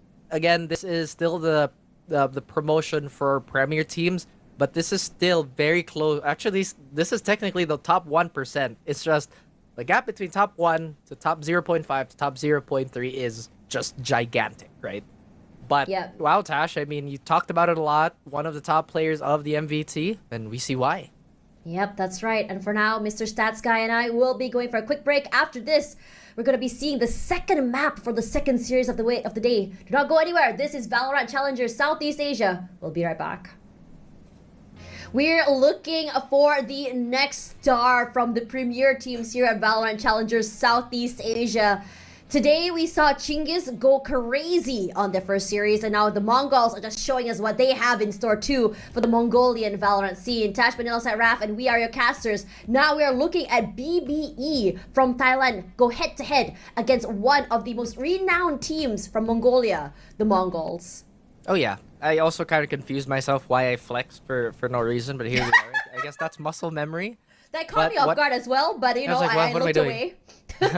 It's okay, but the Mongols, talking about muscle memory, again, the system has just been so ingrained into their players that they operate as if they are part of a hive mind. And it's been so dangerous to deal with. And it's not like BBE isn't taking steps to try and patch these things up. It's just the adjustment speed, Tash, is the biggest issue here. Surely. Now, coming into this one, we're looking at Bind, right? Now, I did do a bit of digging, and the Mongols, no Bind recorded, but there is one recorded match for Bind for Base Beta Esports. This was back in May against Aricat Esports family, where they were playing in the lower round 1 in the Thailand Split 2, where they had lost against this team. Now, granted, this is a best of 1, so it's hard to really gauge how good a team is in a best of 1. Now, the last time BBE played this map, it was a 13-6 loss. Ooh. And this time around, they have done a bit of change to their playstyle. I mean, new roster, new players, obviously new agents, and we're looking at an interesting one with a Neon as well as a Clove. But wow, a Vice? I am very excited. This will be my first time casting a Vice game. Vice is so hard to like put really into a tier list because if you're really proactive with the agent, it's so annoying to deal with. At the same time, the Mongols have not disappointed just yet when it comes to their unorthodox picks. Cons has been playing a plethora of agents, Tash. First, it was, I believe it was an ISO on Haven yesterday, and then into a Yoru, which, again, playstyle-wise, very, very far. Now today, you go from the secondary, actually, no, the first in on that raise from a Sentinel, that's a lot of time to be put into, you know? But, I mean, if you are a player that's so flexible, your coach must be having a field day of how exactly you want to approach these maps. Now, for this one, Sky is Blue just now was playing, what? The Sky, right? Wait, no, he was playing Neon. Sorry, I got confused. Go, go, go. And now to a Vice. But a Vice is not necessarily a sort of a... There we go, Sentinel. First contact, Kiki this time around will be the one to go aggressive. But you can really tell that for Mongols, they don't really want to give up that space despite losing one member. So Showers will be back in their favor. Oh yeah, and you know, I agree with you. Like, actually, the way I would put Vice is that Vice is just really edgy safe. You have a slow, but your wall, but you have to be really proactive, right? Like the way you play Sage. But now, we focus back on the game, we blink, and now we're missing most of BBE. Yeah. The Gainist is gonna find Cons here. And they just walk all the way to the backside. Not sure how Nexi survived that. Finally goes down to ACM. But ACM finds himself once again as the final man standing. A double swing from two sides. Oh, that was gorgeous. That is teamwork. A hive mind, as you mentioned. And it's just so well played. Yeah, like I said earlier, right? I feel like the way you play Vice is in the similar vein to Sage, where you really have to be proactive to make use of your kit, because even though the wall is a trap, the flash and the slow provide so much value. And that being said, it is really interesting to see a flash on a Sentinel. I think early on we would have never thought about that, but here we are exploring and maybe blurring some lines with the agents. You know, it does feel like for Vice, some of the best maps to play her on has always been, I think, Bind is one of the most compatible ones. Not bad on Abyss, I feel. And if Sky is Blue knows how to really play those chokes, be able to just isolate the first player going in, Kiki goes in, the wall goes up, and they just find Kiki in the end before his teammates can follow up, that'll be massive. But in this situation, most of the momentum have been in MongolZ hands. I'm talking about the previous map and now, even this round 1. It looked great for BBE. That first contact, they always have this happening in the last map as well, right? First contact, get 1, get 2. But that mid-round to end game, or end round, has always been a problem for them. And this is something that I said, the same sentiment I shared about Kadiliman in the previous series. It is generally like the more experienced teams that have that composure to go about the entirety of the round with a sound call. And I do want to make a parallel on this, right, with combat sports. Like in the amateur leagues, there's a lot of explosive first rounds, but if you draw the fight out, then a lot of the technicality just doesn't exist anymore. Yeah, it just goes out the window, right? Yeah. Yeah, it becomes like, now I have to survive, now I have to just keep pushing, because once again, the reasoning and the thought process to survive these later rounds does come with time. So with the more experienced teams right now just really running through our newer cores, not really a surprise, but once again, we're just happy to see a lot of these types of talents come out from wherever. Yeah. Oh, speaking of time, production has so kindly reminded us that Game Changers season is here. For those of you who don't know what Game Changers is, it's a stage for the minority genders to compete. And this is very exciting for us because this is the time of year where their stage is set. Global scene. Worth a watch. Please do support this because this is how we also find newer talent from, different genders other than, in a male-dominated scene. But enough about that. Coming back to this game, I love what you said about BBE as well. It's mostly the experienced teams, and the MongolZ definitely has experience. And I think while it is one of the regions that's, not really highlighted in most of the Valorant, on the bigger Valorant stages or the Valorant casts, it is definitely a very, very thriving scene. Pushing up forward, flash out, it has the information outta needed, and backing away. Not they have to. I mean, they already know that there's a lot of early info here. But look at He's this. gonna try. Yeah, you're still marching forward, but I'm outta he here. decides against it. I mean, with the Bucky in hand, I think that will be the wisest call forward. Wants to make the trip, and they do. Straight to this corner, spots one out, happy to take away, and that Sheriff tosses it to his teammate. 119 not done yet. Ooh, Hey. sharp as ever to the head. There's a reason why this young prodigy is the player to watch out for. A flash out forward, and Kiki shows the dominance with that Bucky once again. Grenade! But you have cons here on one end. Outlaw in hand, so long as he maintains this space, he could just thrive, and he is looking to as well the backside, and next to for one as well, but Ace, yeah, with only a classic finding two. Oh wow, 1v1. There's no way Sky is Blue loses this round. There's no weapon to pick up. There's not a lot of utility. Sure, there's a scan. We just saw him get 2 kills with the classic. No. There's no way. There's absolutely no way. What in the mumbo jumbo of Caster's Curse is this? Tucks his way onto Showers. Sky's blue, due diligence forward, knows where the plant is, but where is the player? Checks bench. There's no way. One corner, he didn't check, and there it is, a 1-1 BBE. They answer back. And again, classic is a free gun, ladies and gentlemen. There's no way. The curse manifested itself like really hard. I don't know. I was actually like, there's no way. That's actually statistically One not enemy too remaining. possible. But again, looking at the ground, is the caster's curse real? Maybe. Usually I'm the one. There's no way. But I think you may be taking the lead, so thank you very much, Raf, as Kiki. Great to pick up the space. It worked so well before, and they want to do it again. That flash, the arc rose, very well done. But Kiki, nowhere to go, nowhere to run. With 2 set of eyes, gun barrels onto him. Sky's Blue just chunking away at his HP. Smokes Sky's blue. to give him a little bit of space. That's right. Does look like it's gonna slow down Tash, and maybe that round is gonna give the Mongols a second thought Careful of there. what they could do.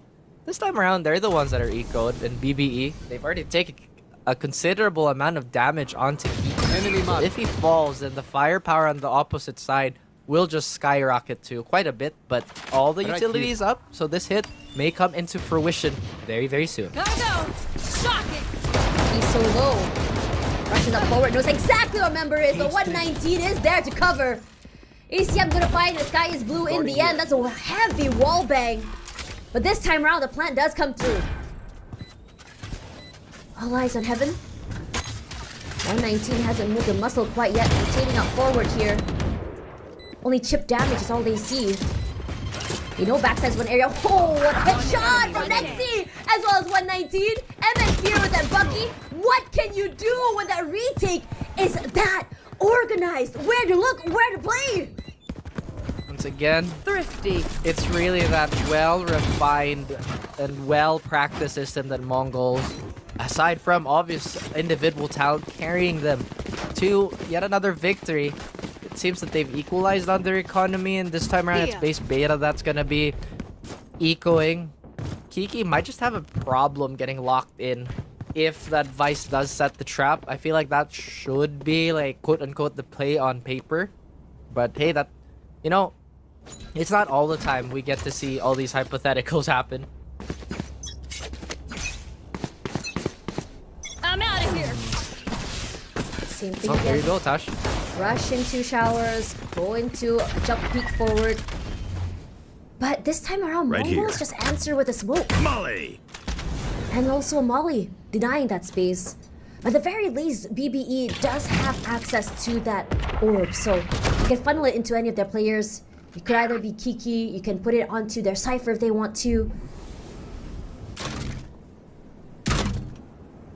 Oh wow, that's still a lot of patience here. Once again, MongolZ not taking any chances whatsoever. They will burn a bit of utility just to scout it out. This could be a trap though. Only for one, and then Fear does what he does best! A. Classic in hand, the right click is so One good! enemy remaining. He goes for 4. Next he goes down. He knows exactly where the final member is. 1 tap to the head. And we get our ace. Hasn't moved quite yet. ACM moving to deny. Unfortunately misses. And he's patient. 40 seconds on the clock. It's gonna be a mountainous task to ask for him to 30 retreat now. seconds left. No time. He has to take these fights. He has to try and isolate. Finds him in fear, denies the ace. The other 2, it's going to be a double swing once again. These protocols from MongolZ keep them safe and alive. Oh, well, that could have been, what, the second ace of the day, if I'm not mistaken, or the first. But base beta, they are making these rounds closer, which is a positive note on their end.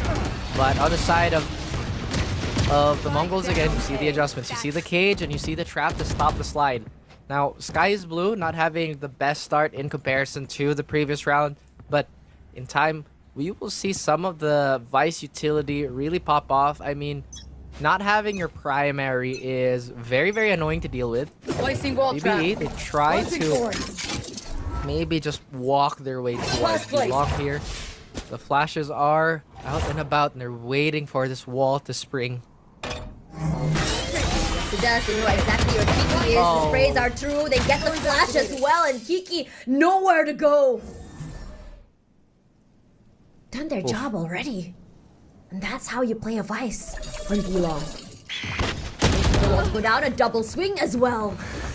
Overstayed their welcome. BBE gotta find another way here. They have a minute to play with. Loads of time. They do not have to force this entry. Well, Against all alone has been left in situations like this. The conversion rate not the greatest, and we see why.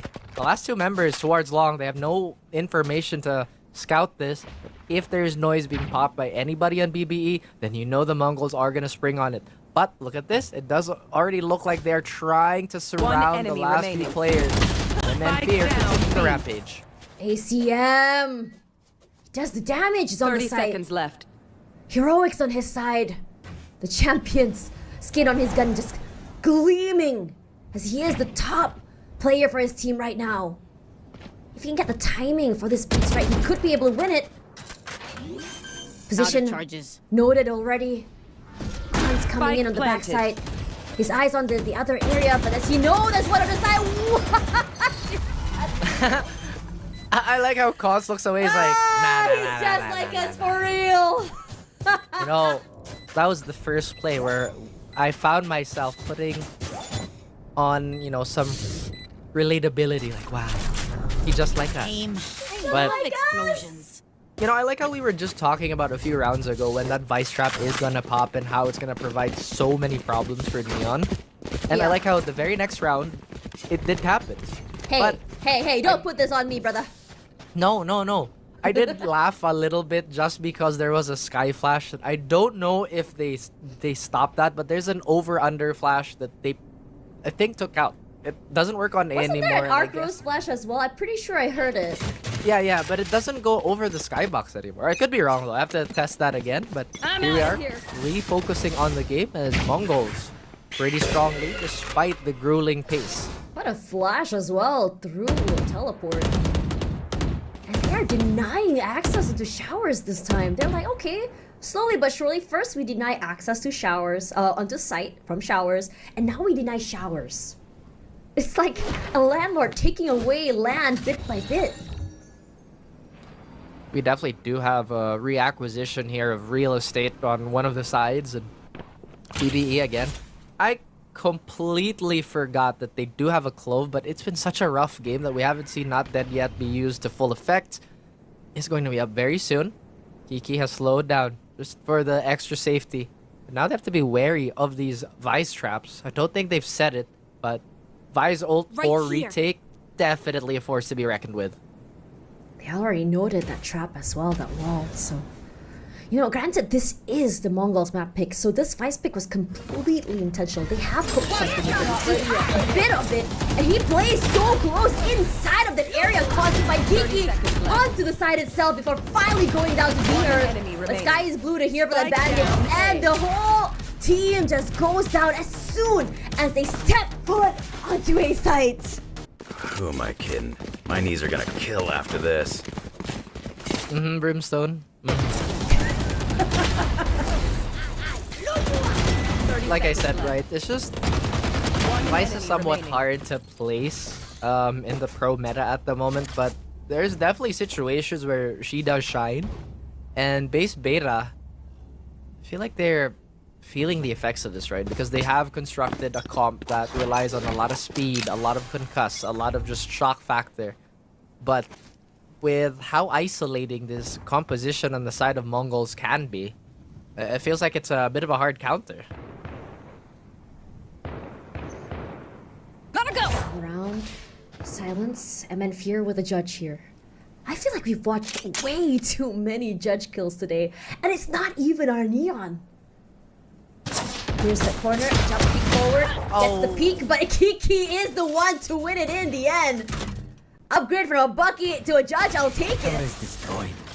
See 119 on the backside, his position will be known at the very least as he drops that cage. There. But happy to buy some time with those pain shells. They saw my wire. Cage Golden Thunder. Just to push him off that site, the team just forced to play off halls. Chuck the backup area, making sure to just really clear out that smoke. Unfortunately for him, none of the shots will be hitting. But they're looking to contend. Spike planted. And here comes the Steel Garden, but Search says it's alright when I have this gun in my hand. 2 taps to the head is all I need. Doesn't matter what gun you have. Last player You have the overdrive as well from Kiki. 3 already. What a flawless! And that Steel Garden means Listen up. nothing when you are that sharp. Exactly. Again, primary's jammed, no problem. outta here. Sheriff will ring true. And MongolZ going for a timeout here. This is not a comfortable spot for them, or at least that's what they think. They want to go on the drawing board again. See if their trades are a little bit slow. It does look like a coach has a lot of words of wisdom being thrown around here, Tosh. But yeah, so far this is probably the most competitive it has been for today. Yeah. I mean, it's so interesting, right? It's not like they're losing by a lot. They lose like maybe 1 round. And then suddenly it's immediately a timeout. And I really gotta give it to this team. It's like no nonsense. Mistake spotted, timeout.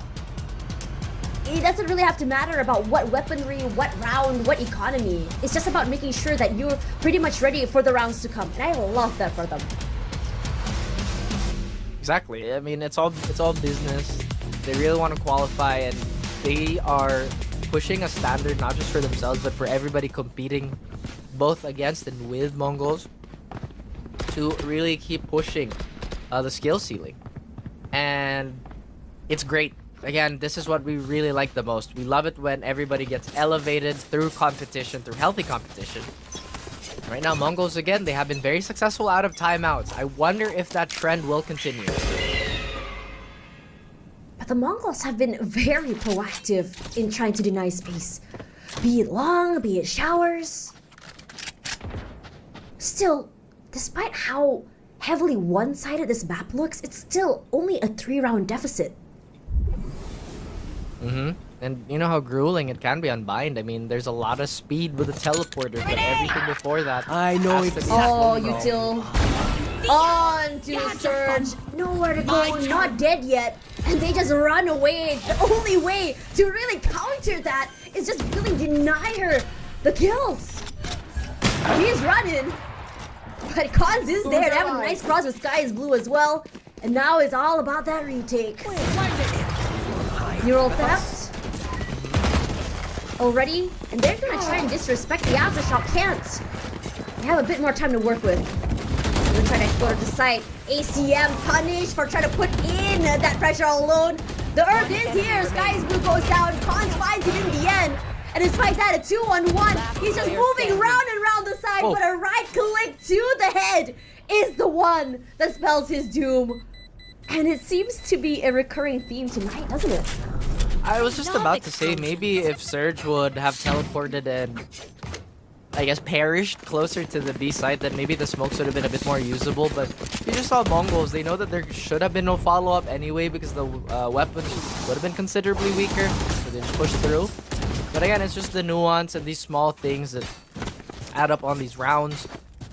BBE, valiant effort. But again, that operator is causing so many problems on their end. Now we Mongols are very comfortable now. They don't seem to change too much of their configuration, but this time they're putting a little more effort towards showers. And they still are. Recons finds him, Kiki all alone, but it doesn't matter. You still jump forward, but it's going to be unfortunate as Sky's Blue goes down, but not before a trade by Cons. Clean all around here. 1-for-1. Not having Sky's Blue as early could be pretty rough. But they do still have the backup flash onto MN Fear, so not too bad. Ooh, I mean, yeah, they lose one Sentinel, but at the same time, I think all the high value stuff is still very much on the board. They do have Seekers, they do have the Rocket if they need to use it. BBE, on the other hand, they're not going to be working with flashes or a concuss anytime soon, barring Kiki's. It does look like they've repositioned found my themselves. wire. That is such a good camera, by the way. Plant. Problem with Spike that. planted. But these cams set up by 119 have been phenomenal. A lot of info, a lot of space that he could see. Knows exactly where two members are. It's gonna be from main. Seekers out. You have the showstoppers already, and he's gonna be going on that chase alongside the Seekers. Let's a rip. And they have so much space to work with. But next he's gonna find a Guyanist. ACM buys some time with the Hunter's Fury Surge to find Cons. The diffuser does go down eventually. Surge looking very much online this game. They try again. Tap. Remaining. Kiki gonna be caught off guard here. ACM as well, and BBE. They're looking to make it very competitive. And this time around, their post plans look amazing. I really like that play, especially the Hunter's Fury from the flank, pulling a lot of attention from the front line and delaying that diffuse even more so. The Mongols now can't really get that momentum that they were having in the last few maps as well as the few rounds. But have no fear, they are going to go on an eco. So for base beta fans, this is going to be great. I mean, again, this should be a round ripe for the taking. But another thing with the Mongols is they've surprised us time and time again on how effective they are with lesser weapons. Finds the headshot There it onto is. a Gainist. Might be a little bit hard. I'm in fear. Oh no, that bucket. A flash, a blind, a wait. Spots to the classic, a right click to the face, not happening. ACM this round. We talked so much Well, the earned in the previous map, but this time around it's ACM that seems to be the hero. There's that. Oh no! Go anywhere. Ow! Takes quite a fair bit of damage, and the Surge is there already on that site. But he's so low. Dropping smokes. Uh-oh. Out of the area. Well done by Surge. Last Waiting in this player area standing. here. Again, what is it with these sheriffs? 14 HP against 3 people. A wall bang is all he needs. He knows Nexi is heaven. Can't seem to land that shot. Moving out the way. Tagged as well. Where does he go? 119 here. One headshot is all he needs, and yes, he does deliver that. 7 Be hard. already, and BBE, despite the rounds they've been able to run away with, MongolZ just take it back. Oh my goodness. Again, these post pauses have been so good for the Mongols. At the same time, I understand that you wanna get the trade on your teammate, but that is exactly what the shotgun player wants you to do. You are in a space where you are in the one hit range, and that's not something you should really challenge. But once again, it's a heat of the moment type of thing, and you can't really blame base beta esports for it. Now they're gonna go for yet another fast take towards B long. They really want to capitalize on this orb, but MN Fear is ready and waiting for them, ready to receive. There is no operator on this side, but it will still find value on the opposite side of this map. They broke so many big leads as well. MN Fear is still holding strong. Now, it is still the weaker side onto A, but just playing off that utility is really important. And here comes a silence. Gaines does know that MN Fear is on the backside. But is there more is the question. Pop flash to come up forward. And here comes the orbital strike. Again, he sees him landed a headshot onto it. Nexi. MN Fear, aggressive as ever. Good for 2, ACM on the other end. Playing together with their teammates, 119. He knows exactly what he needs here. Sky is blue is here. ACM for that trade. Crossfire is going to be so hard to deal with. But patience is virtue here. 30 seconds left. No clue where 119 is. The top player for MVT can't do more as ACM will be dragging them to the Last 4th point to round keep in the it half. competitive. I have money. Yeah, these rounds that BBE have been winning are brutal. It has been taking a Heraclean effort on the side of ACM. But again, MN Fear had such a wonderful showing there on how mechanically inclined he is. There's just a little bit of lag time between the trades now on the side of MongolZ, and in turn it's been giving BBE a lot of room to work with in terms of aggression and the utility and whatnot.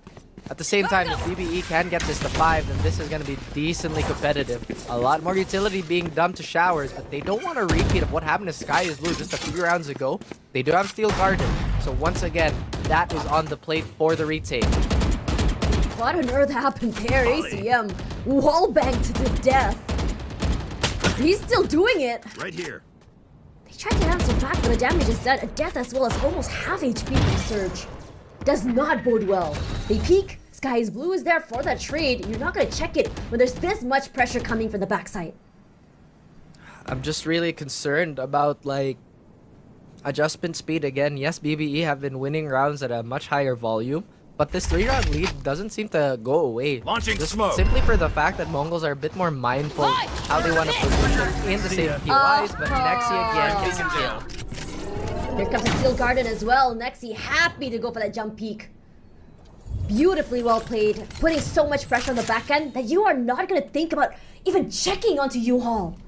And Againist with his teammates. They can do it on the numbers. 30 seconds left. He does, excuse me. Cons, take it out already. The right timing is definitely needed for Arcros here. Surge is just quick to answer. Need to take it out, but Nexi is here to trade. Sky's Blue as well as Againist. Player They're standing. here, MN Fear answers. And he can't do more than that. The util dump is perfect from the Mongols. Switching sides. The Mongols have yet again bounced back and denied any sort of momentum, but Welcome back, Welcome everyone. Whoa, we said it at the Whoa. same time. Is this the power of friendship? Is this the power of the Mongols? Clearly, at this point. We're almost as coordinated as them, Tosh. Truly. Clean round, civil round, but it's halftime now as the Mongols will go on attack. This is the I'm excited to see, and 119 just rushes up forward. It's a complete landslide, a massacre in Bath, and that's it. That's the pistol, guys. Wow. Again, you look away and the round is over, and you see, Tosh, this is why we are not as coordinated as the Mongols. They operate as one, and base beta, they are having trouble trying to cook up what they can throw. That's the hungry beast that is this team. Now, I'm getting really worried because if they enter double digits, especially off the economy that they're slowly building upon, Out of charges. what are the chances of base beta esports actually coming back from this? See, this is what I was talking about just now, about why this is the map to this side to watch out for the Mongols. This is their map, but clearly it's not something for attack. A TP out forward, BBE, they want to keep it competitive. But Kiki will be taken down, Cons as well with the Pain Shell. Surge, where are you going to go? You're stuck there in that corner. Not too sure I'm a fan of that play where everyone's just rushing in through a choke that we call the teleports, or rather the meat grinder at this point. I'm curious Spike how the planted. Mongols actually parse this information. I'd be very excited if this was a possible clutch, but quickly shut down my Nexi here, right? But again, I'm really curious how they can make these really educated guesses on how BBE is gonna position for the next round, because those are by far the two most perfect reads I've seen in a long time, despite losing Sky is Blue. And we've already seen like bits and pieces of this even on previous maps. Is the experience gap that big? Are they this well refined? I guess find out in the next episode of Dragon Ball Z. Quick feet, You know, here we are. You know, Mongols, this attack side has just been a show of speed, aggression, and it feels like BBE, they want to answer this. And they read this very well. Concord inside, but Cage triggered. so many judges in here. Sky's Blue with that Vandal, gonna deny that from him. So at the very least, they've secured U-Haul, but at the expense of Cons. I'm in fear. Trying to play a little bit more dirty as well with that. Taking up a little bit more 2 space than he's allowed to. Good punish by BBE. Now it's just a matter of whether or not they have the perfect set play or the perfect post plant. Moves away from that flash. Just sprayed down by the earth. Sky is Blue by triple here. They will check him. Oh, they didn't. They spotted out one part of the gun here. The backside area forward. The util in hand. Not the best situation to be in. The Earth can't do more than that. He comes online here in the second half, but too much to ask for. Wait. Oh, so, okay, so base beta did get the diffuse off, but my Oh, goodness, that okay. was so expensive. At the same time, Sky is Blue, that could have been a gigantic heartbreak of a play if that wall didn't pop, but again, it's one of those things where it's like, oh, well, I guess that's not something I can control. At the same time, base beta, they escape by the skin of their teeth, and it's crazy to me that we're actually expecting Mongols to win their bonus round. This is more of how Cody's played. Oh, setups already. We'll be able to clear Octagon that way. Kiki knows there's going to be 2 here over inside the area. Inside of the cages, he will fight for it. Surge will answer back. 1 for 2, we'll take it. Denying more space. Sky is Blue is going to be there at least to take off his head. Long hold here by the earth. And I don't think that flash caught him as well. So he's free to just play a little bit more back. They know there's going to be one there. Make it 2. The high-low a bit much. But Sky is Blue! What a spray! Well, you know, the high-lows, they normally work all the time, but I guess that was the outlier. I don't think I've actually seen a high-low lose. This is the first time I've ever seen that happen, but again, it is ways away from everything at the moment. Although this does give him a chance to pick up a weapon, he does forego the long route just so he can maybe find himself in the thick of it. Does have a Vandal Tosh, so, you know, if this crossfire is sloppy, then he could net himself a free kill. Never mind. It'd be really hard to get into that. The angles for that crossfire is just so well done by them. And this is what the MongolZ are trying to show us why this is their map pick. And it's been not just a show of speed, right? Like just now, it was a lineup to just clear Octagon. It's about understanding that, okay, they're desperate. BBE is desperate. What can they do here? Because their passive style play is not working. They're going to try play aggressive. And even playing aggressively, the MongolZ are very much ready to punish. And I'm not sure how they're able to read this tempo, but they do. I mean, that's exactly it, right? It's like there's no timing in the world that MongolZ isn't ready for. Thorns are alive. And it seems like they've extensively studied a lot of the teams that they have played against, which is great, right? Because preparation is indeed the favorite for a lot of these successful teams. Sky is Blue is gonna net himself I know a kill exactly onto where Surge. you Now, are. again, they snowball, or at least they attempt to snowball with a Neural Theft. Cons has made his way towards A short, but how does this defense apply? 119 playing very closely with his util. Good diligence as well. Giving up so much space to his teammates. Circle that wall just to deny them a little bit more space, at least the ability to swing out together. Full site control. Can take the time to go for this plant as well. You know they have the gun advantage. Kiki on site, overdrive to come through, but Sky is Blue is there to quickly trade it out. Has a lot of time to play with as well because that wall is up. ACM found as well. It's all about getting is taking a lot of damage. Wall bangs forward on the earth. We can see him do multi-frags, but against 4, bit much. And 12 to 5, the MongolZ are hitting match point. And it's going to be very different than what we saw from Chinggis in the last Chinggis Warriors, excuse me, in the last round, where it took them a few rounds to really figure it out. But MongolZ, they seem very decisive in how they approach things. Like I said, this confidence is just insane. And, okay, I hope, well, not really hoping, but I wouldn't be surprised if we saw the same thing from yesterday where MongolZ just paused on the last round. But it was funny the first time. I don't know how funny it would be the second time around. But again, going back onto the game here, the MongolZ, they know that they have been surgical with their precision. And There. again, it's just really so hard to play against Ash. BBE is not necessarily playing bad, nor are they playing random. There is a lot of thought being placed into what they're doing, but MongolZ are just one step ahead, apparently. They're good at reading. They're very quick. Imagine if you could... He wants to swing. He finds one. Sky's Blue answers. So at the very least, there is still one member taken down. Now, gun disparity here because of the Steel Garden. Sky is Blue. He's looking at a challenge. Puts down the wall. The Thorns are out as well. Has to move out the way here. The Rolling Thunder as well. Kiki on the side already. We have the Orbital Strike just to really deny them more space. But Kiki is just running it down, trying to clear as many angles as he can.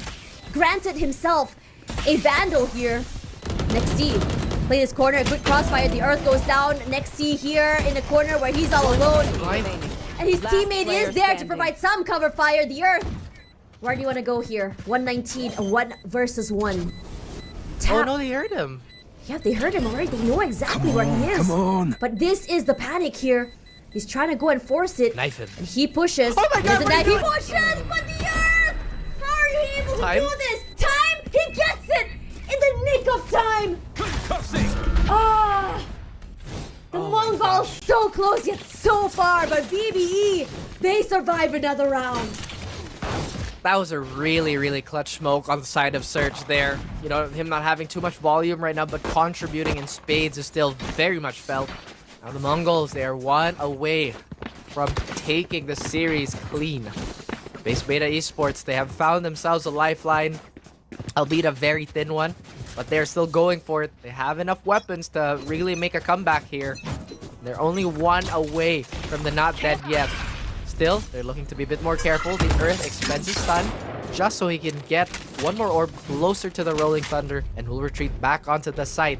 Now look at the MongolZ. They've not necessarily abandoned the plan on B-Long, but they're already waiting for some type of aggression here. I mean, Kiki tends to do that, but change in pace from BBE as well. They tried to contest for the orb in the showers. Couldn't, wasn't able to do so, had to give it up. And now it's about that wait. They have a minute to play with lots of time. They can either try to wait for info, hope that BBE gets antsy and peaks just to dwindle down the numbers.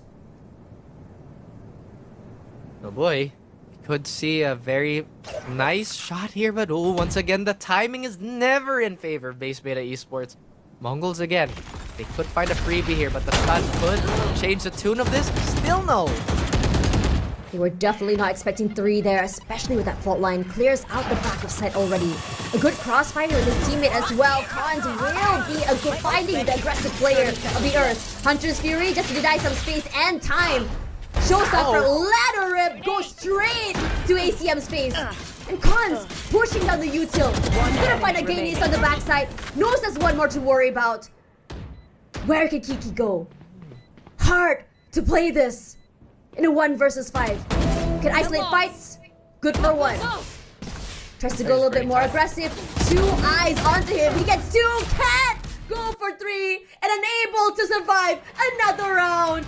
Artie with the cat. You know what? We love celebrations with that. And he looks happy to be there. Cat buff, ladies and gentlemen. I don't have my dog right now, so I can't really respond in kind. But once again, the MongolZ, they're just so clean, and it's been dominant performance after dominant performance, if not by one player, then, you know, the whole team. Again, there were some mishaps here and there, but the adjustment speed is just something to really commend them for. There were a lot of bright spots on the side of BBE. Alas, it's not enough to stop the march of the MongolZ. You know, one thing that's really intrigued me about the MongolZ, everyone on the team is incredibly talented. We always talk about the top 3 players right on the team, which is their main core. 2 more players just joined this year and have integrated very well to this team. Meanwhile, for BBE, they rely so much on heroics from ACM, from the Earth. Again, it's a 5v5 game. You cannot rely on one player to drag you kicking and screaming to the back to the finish line. Yep. And, you know, again, we can rely on our superstars. That's exactly why we have them on the team, right? To get them, to rather get out of the mud. To help us get out of the mud. My goodness, words are hard late at night. But we have to operate as a well-oiled machine to really break through that barrier. So far, the MongolZ are the only team that we've seen to fully realize this. I digress. They have been incredibly dominant in their previous performances as well, too, Pat. Yeah, the performance in MVT has been phenomenal. And honestly, today has been such a beautiful showcase of what Mongolian Valorant is about. I think it's one of the lesser talked about regions here, at least for the global stage. And I'm loving that we are seeing this debut with our own 2 eyes. Now coming onto this one here, first kill for BBE, this time will go toward them. And I think I'm not surprised here, given the fact that we have Kiki going a little bit more aggressive. He's very aggressive coming in with that Bucky, with that Judge. But the problem with this style play, it's the same sentiment I felt for Kadiliman, is that you are not able to trade. Yes, you take 1 away, but then MongolZ answers back with 2 of 3 of their own. And in this situation where you're against a team that's just so good at having these early game calls, mid game calls, late game calls, it's going to be really hard to play off each other, especially when the MongolZ have this kind of awareness on how exactly they want to approach these maps. Thing is, it's like all the problems or all the things that we have to like iron out, or rather the teams have to iron out, is very possible, but it's just the nature of how cutthroat this stage is. I think we're only getting like, what, 2 teams, right? At the same time, big props to everybody for even showing up and just, you know, grinding their way onto the stage here. Cons is the MVP yet again. Did not have as much volume from yesterday, which is crazy to say, right? Despite all the numbers on your screen. At the same time, who can really stop MongolZ at this point? Who is the most competitive team, at least in this group? Because right now, their round differential is probably the craziest. Yeah, they started off the day with a very big round differentials as well. It's looking very terrifying for this team. And the only team that I know that have taken them down was all the way in MVT1, which was the previous iteration of Chinggis Warriors. So in this situation, are we being served a reality where Mongolian rosters are these hidden gems that we have yet to discover from Southeast Asia? Look at that, 29 round differential and -12 and -17 from LFM as well as BBE. Oh boy. So, I'm assuming it's going to be the MongolZ and TOD making out of their groups unscathed. I think tomorrow is our BO5 if I'm not mistaken. But again, we'll just have to check on the schedules later on. But for now, we will celebrate for our teams who made it. At the same time, it is a little unfortunate that some of these teams may have had the door shut on them. We might see, I guess, a chance at life for the next matches. But today has been really revealing on how talented that region is, Tash. Yeah, Rise of Mongolia. Just really showing us what they have to offer there from that region, and it's a very exciting one, given the fact as well, again, that region has had several lands already, which just shows how thriving the Valorant scene is there and just how many hidden gems are just waiting to be discovered from that region. But again, this is stage 1. The battle for the premier teams to make it out onto that bigger stage. Ascension awaits for tier 2 for these teams. Many of them possibly had stints in the qualifiers for Ascension, maybe not really making it through, but we do get to see that glimmer of what we can expect for these teams. And this is the beautiful thing about having that in-game client from Riot itself. Now, regardless, coming from that, we will be seeing you guys tomorrow. We've seen the schedule and we want to see which make it out live here. It's especially cutthroat. I'm Tash, but alongside Raph, your casters today. We'll see you guys tomorrow, same time, same place.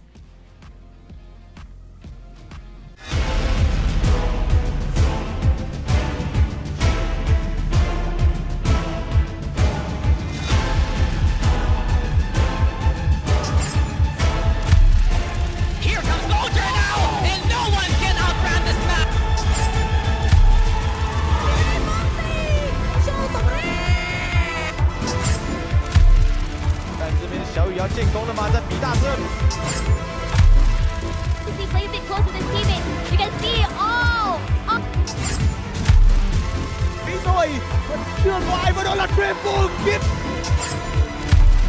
หามาดีต่อซ้ายก่อน เอาขวาต่อ แล้วที่มันคิวแล้วจากกระดุมตีไล่